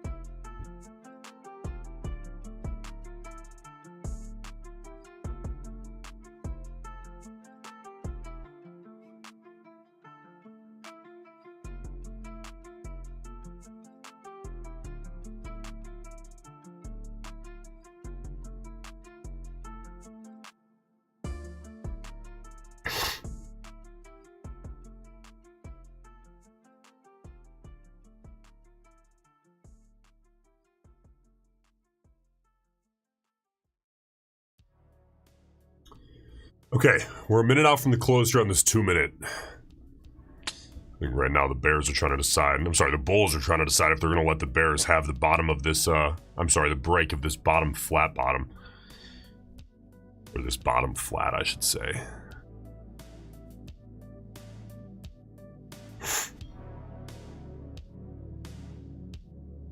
Okay, Trump just ended his remarks at the White House.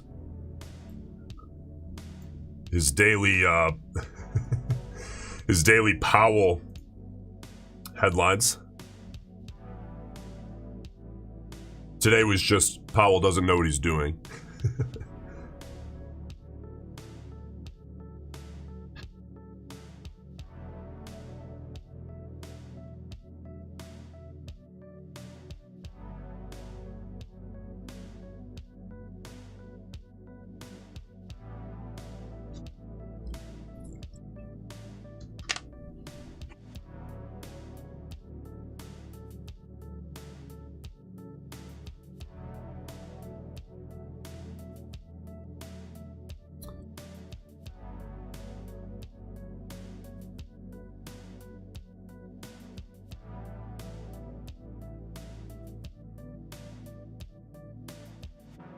I think when you see behind the curtain, by the way, of economics, if you've studied economics even a little bit,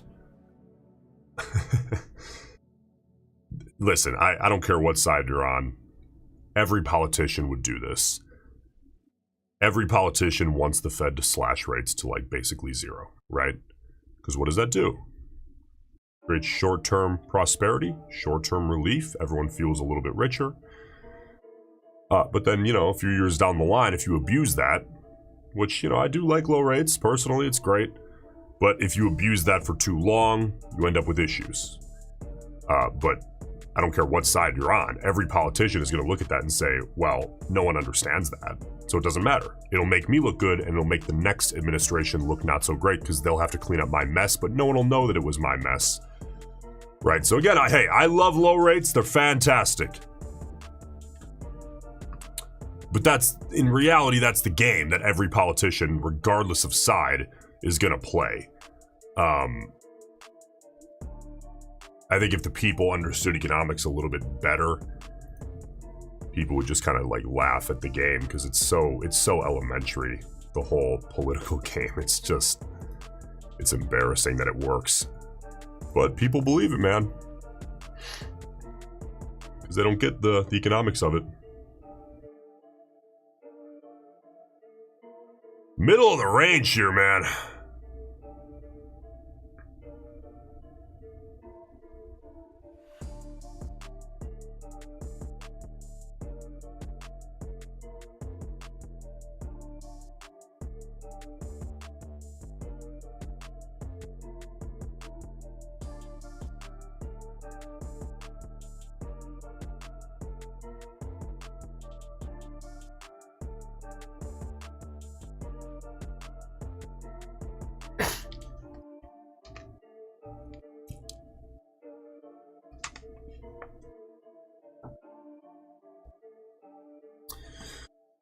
ATR is now at 12.5. When we started the stream, maybe 2 hours ago, that average range of a 2-minute bar was 22.5. It has dropped 10 points to about 12.5.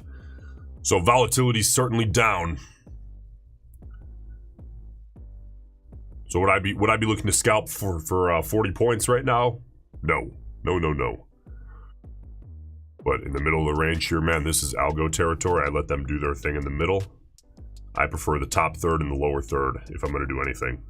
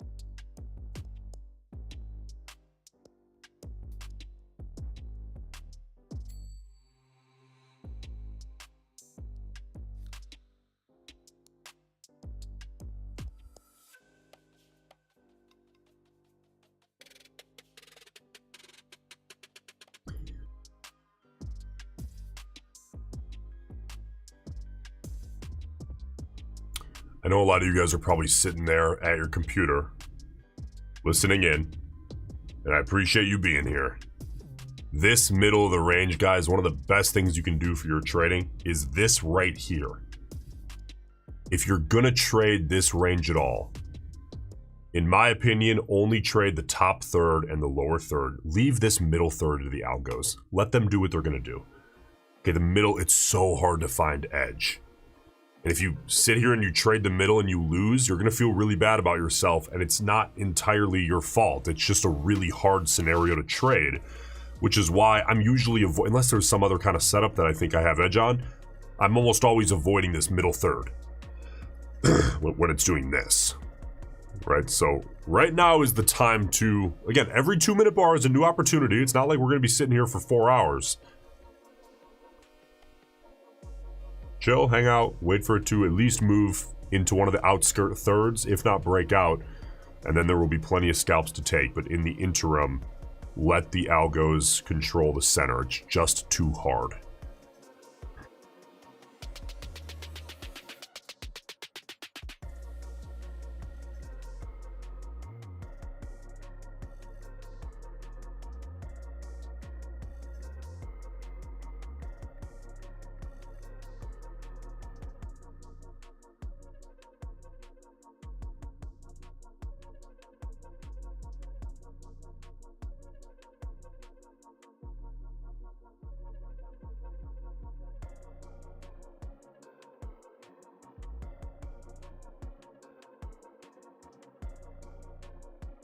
Okay, ATR is now at 11.5. ATR, by the way, if you're new here, I see a lot of new people here. Appreciate you joining us. ATR stands for average true range. This is a 2-minute chart. So what that tells us, hey, is hey, you know, what's the average points range of a 2-minute bar based on the last 10 2-minute bars, so the last 20 minutes in this case. That average range is now 11.5 points, and you can see the last 3 bars have all been below 10. That last bar was 7.25 points. So this is what I mean, guys. The middle of the channel here, leave this to the algorithms. We need to wait until we're at least in the top third, bottom third, if not breaking out, for at least for me to start taking scalps, because I don't care how good you are, man. None of us are going to be perfect. I'm not perfect. I will always be learning. But it's just about having edge and making money in the mid to long term. Okay, it's great to make money today, but you want to make money by the end of the week, the end of the month. Consistently, right? Trading the middle of the range like this, it is too hard to find what we're after, to find the pot of gold, which is statistical edge. Okay, so leave it alone. Easy way to improve your trading is leave that middle third alone when we're in a sideways trading range like this.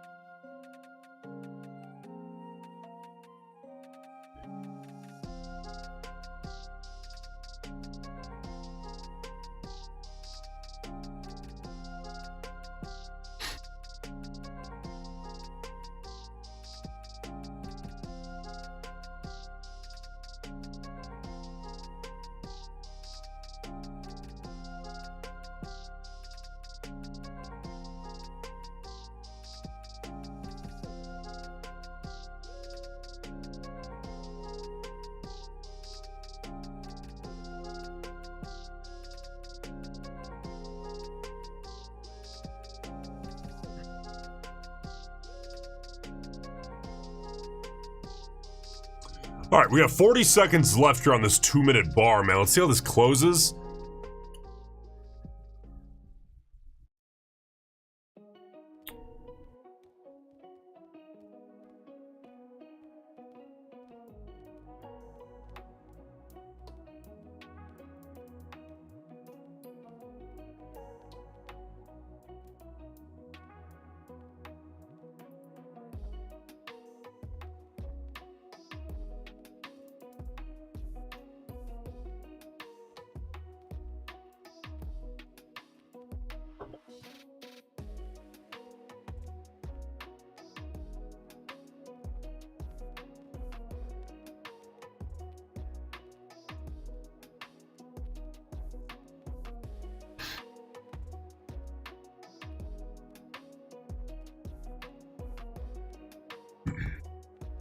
Yeah, you know, guys, with the interest rate thing, I mean, it just...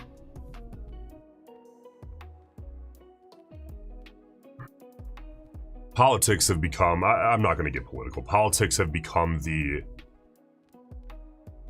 I think what people think is politics has become kind of laughable. Politics is policy. But politics have become special interest, which is just a lost cause. I mean, it's in the name, right? Like, it's supposed to be how you believe, policy should operate. Bring a good argument. I don't care what side you're on, man. I'll respect your viewpoint on it if it comes from a place of policy. But let's be real about the interest rate thing. It's just, how do you think the economics of this should work? I like when the Fed plays fast and loose, but when you abuse it, you end up with a runaway train, inflation. Right? So then they have to raise rates to a considerable degree, and that creates pain. And a lot of people feel like that pain is the inflation. No. The pain is the rates going higher, and it's constricting, it's choking the economy the higher you go. They have to tame inflation. So the answer in my head is to play as fast and loose as possible, but never let that train run away. Now, the US economy is a big ass ship. It's hard to steer. But at the end of the day, that's what they're trying to do. It's just not so easy. And then, of course, you have the side where, every politician, regardless, is trying to get votes for their side, so that they want things to feel rosy while that party's in office. Both sides, by the way. A lot of people think of conservatives as like the money side. They're all the money sides. Everyone wants it to feel rosy to get their side reelected, right?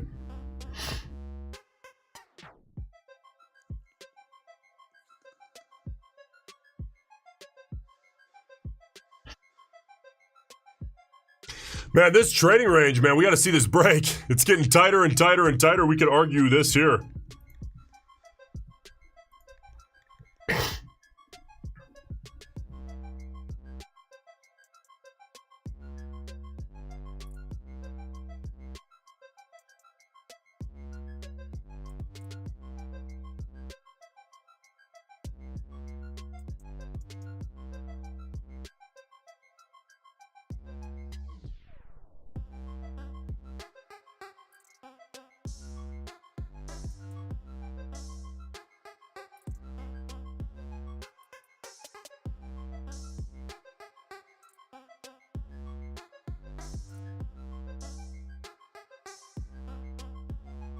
All right, there's a new little range here. It's about 14 to 15 points wide.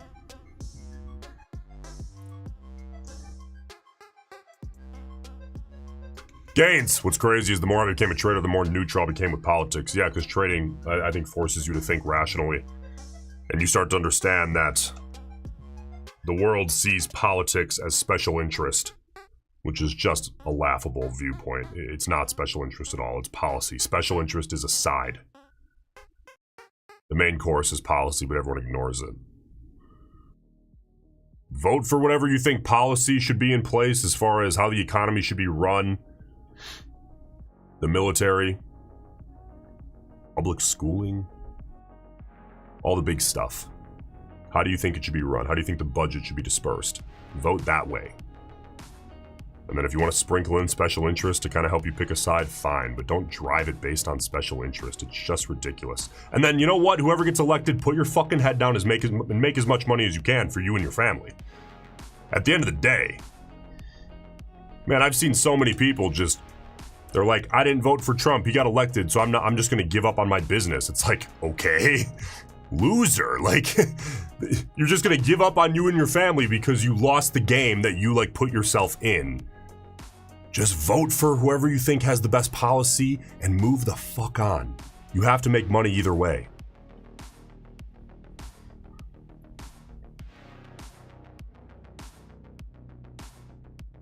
I like when taxes aren't extraordinarily high. I don't like super high taxes. But if all of a sudden the high tax bracket ends up being 80%, am I going to leave the US? No, I love America. I'm going to stay here and put my head down and make 5 times as much money. At least attempt to, right? Because you got to do what you got to do. I'd be very unhappy with that. But if it happens, I'm not in control. That's the way I look at it.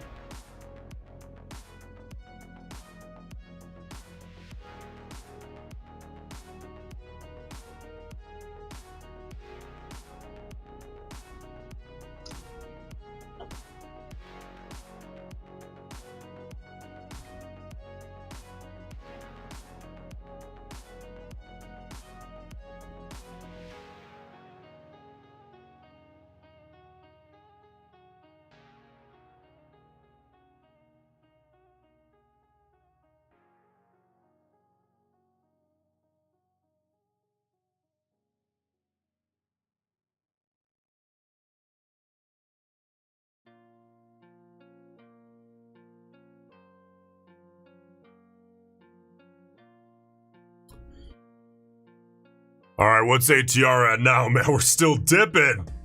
Yeah, it's on about 11. That's the average range of a 2-minute bar right now is 11 points. Kind of tight. Kind of tight.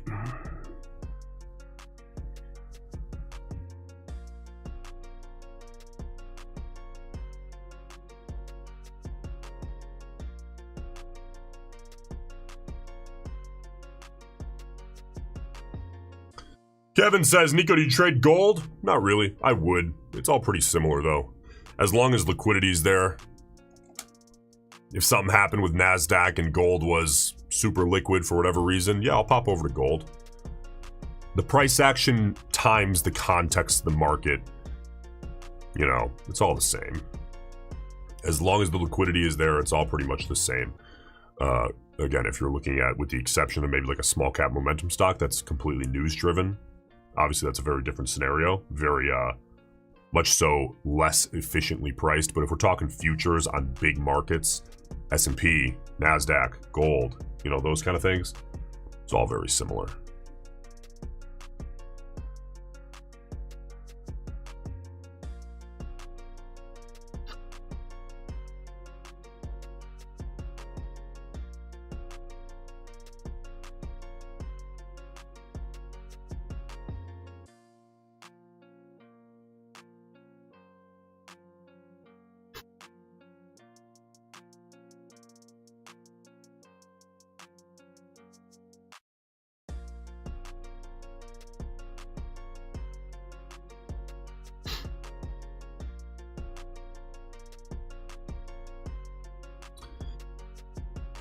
Get Wrong says, I'm moving from crypto. Would you say intraday moves similarly?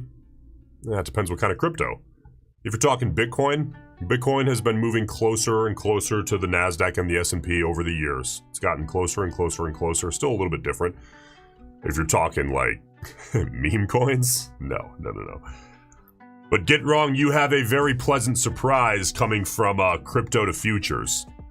All of the inherent problems damn near with crypto get solved with futures. Futures are just a beautifully designed product for trading, active trading. They are just beautifully designed. And crypto is not. A lot of problems with trying to actively trade crypto. Big spreads, loads of fees, lack of pricing transparency, manipulation. The futures are highly, highly regulated. They were designed for trading and hedging. Spreads are tight, fees are reasonable, prop firms exist. A lot of benefits to the future space.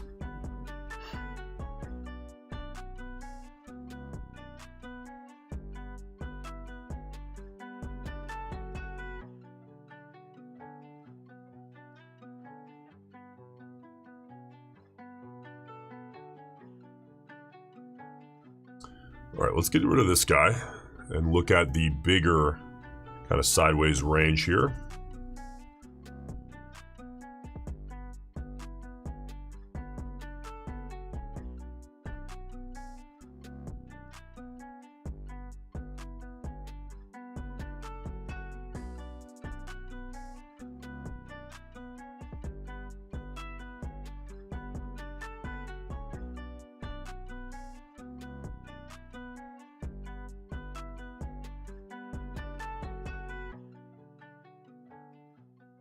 I'm going to short that strong close out of the bulls.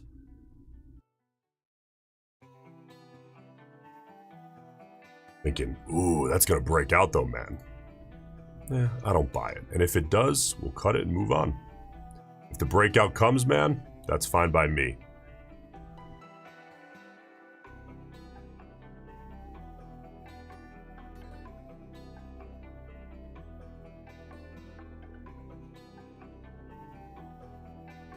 Again, ATR is very, very low right now. We're at about 11 on the average range of a 2-minute bar.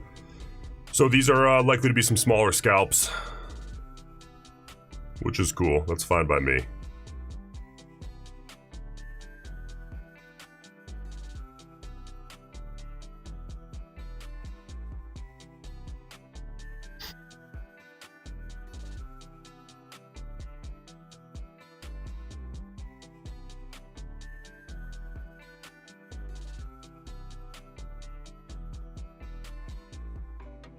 Bull's attempting.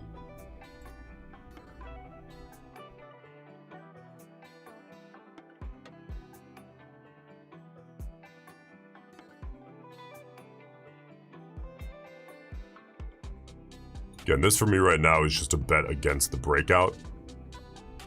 Just because the breakout is rather improbable. Now, it can happen. And if it happens to happen here, then cut it and, again, move on. Holy shit, I guess it did happen. Look at that. Jesus. All right, we're still up 1440 on the day. Bit of a loser there, man. That was nuts. Okay, so let's look at what happened there. Here. We took out the high and pushed, damn, over 8 points. That was a big stop hunting event there. Yeah, that barely took us out. And listen, that's going to happen sometimes. You know, sometimes I place my stop right at 30 and a quarter. Oh, you've got to be kidding me. Look at this. Look at this. My stop was placed at 30 and a quarter. The high was 30 and a quarter. Listen, that'll happen sometimes. Just got to move on. Okay, so on to the next. We have a minute and 6 seconds left here on this 2-minute bar. Let's see if this breakout actually sustains. What I'm going to do is, as soon as I can, I like to clean up. Just to let my eyes adjust to the newest information.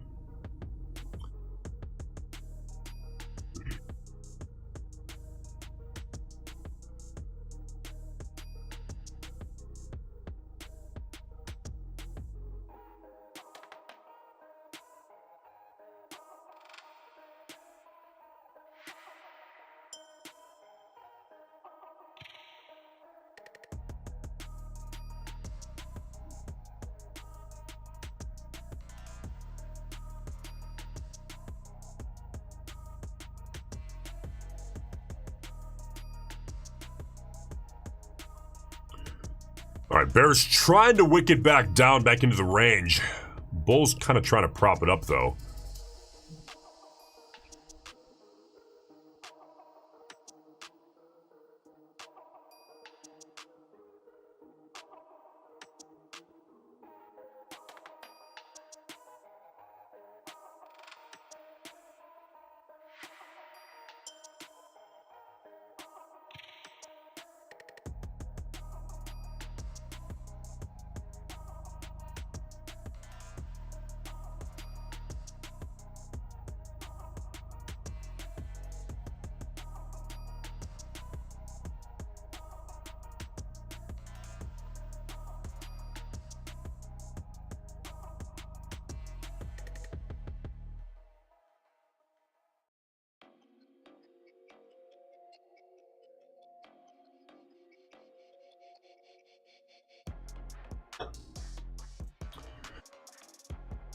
Okay, so right now, again, market's kind of trying to make a decision because we saw this big sideways trading range that lasted quite a while.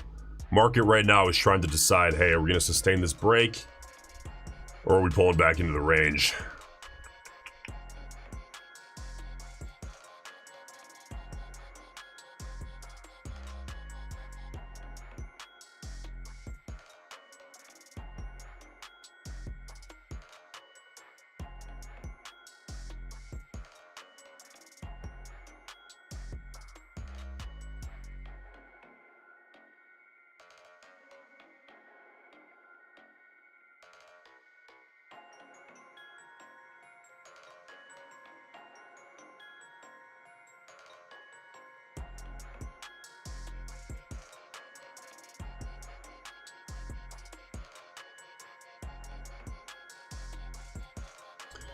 All right, 7 seconds out to the rollover here of this 2-minute bar.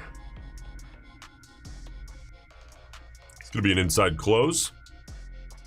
Market kind of unsure what to do here. Well, currently up kind of small here. This is where I currently sit on the day.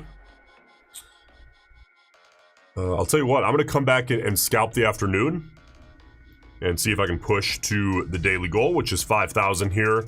this afternoon. But right now, I got to see, hey, you know, is this market just going to re-enter the sideways trading range? I think now's about as good a time as any for me to go hit lunch, come back in 30, 45 minutes, and see what the market's up to. All right, guys. Hey, Take Profit Trader is still running that hell of a deal. 40% off, no activation fee if you use code BIG. You have to use the code in order to get that deal, but that's a hell of a deal. That's going to be ending pretty soon here. Yeah, that's code BIG, best deal always, over at Take Profit Trader and Apex as well. Same code BIG, but Apex is 80% off and you can pass in 1 day. So if you're trying to scale things out, you can trade an eval in the afternoon and be funded tomorrow at Apex, which is obviously a very nice benefit over there. All right, guys, be patient. Let the trade come to you. But I know there was some talk about this today. When it does come, hit it hard. You can't be scared to execute the plan when it presents itself. That's the whole job. You're patient for a reason so that when it's time to not be patient, you can hit it back to back to back if you need to. That's the job. All right, guys, have a great day. I'll see you tomorrow morning. Subscribe if you have not done so already. We'll see you tomorrow.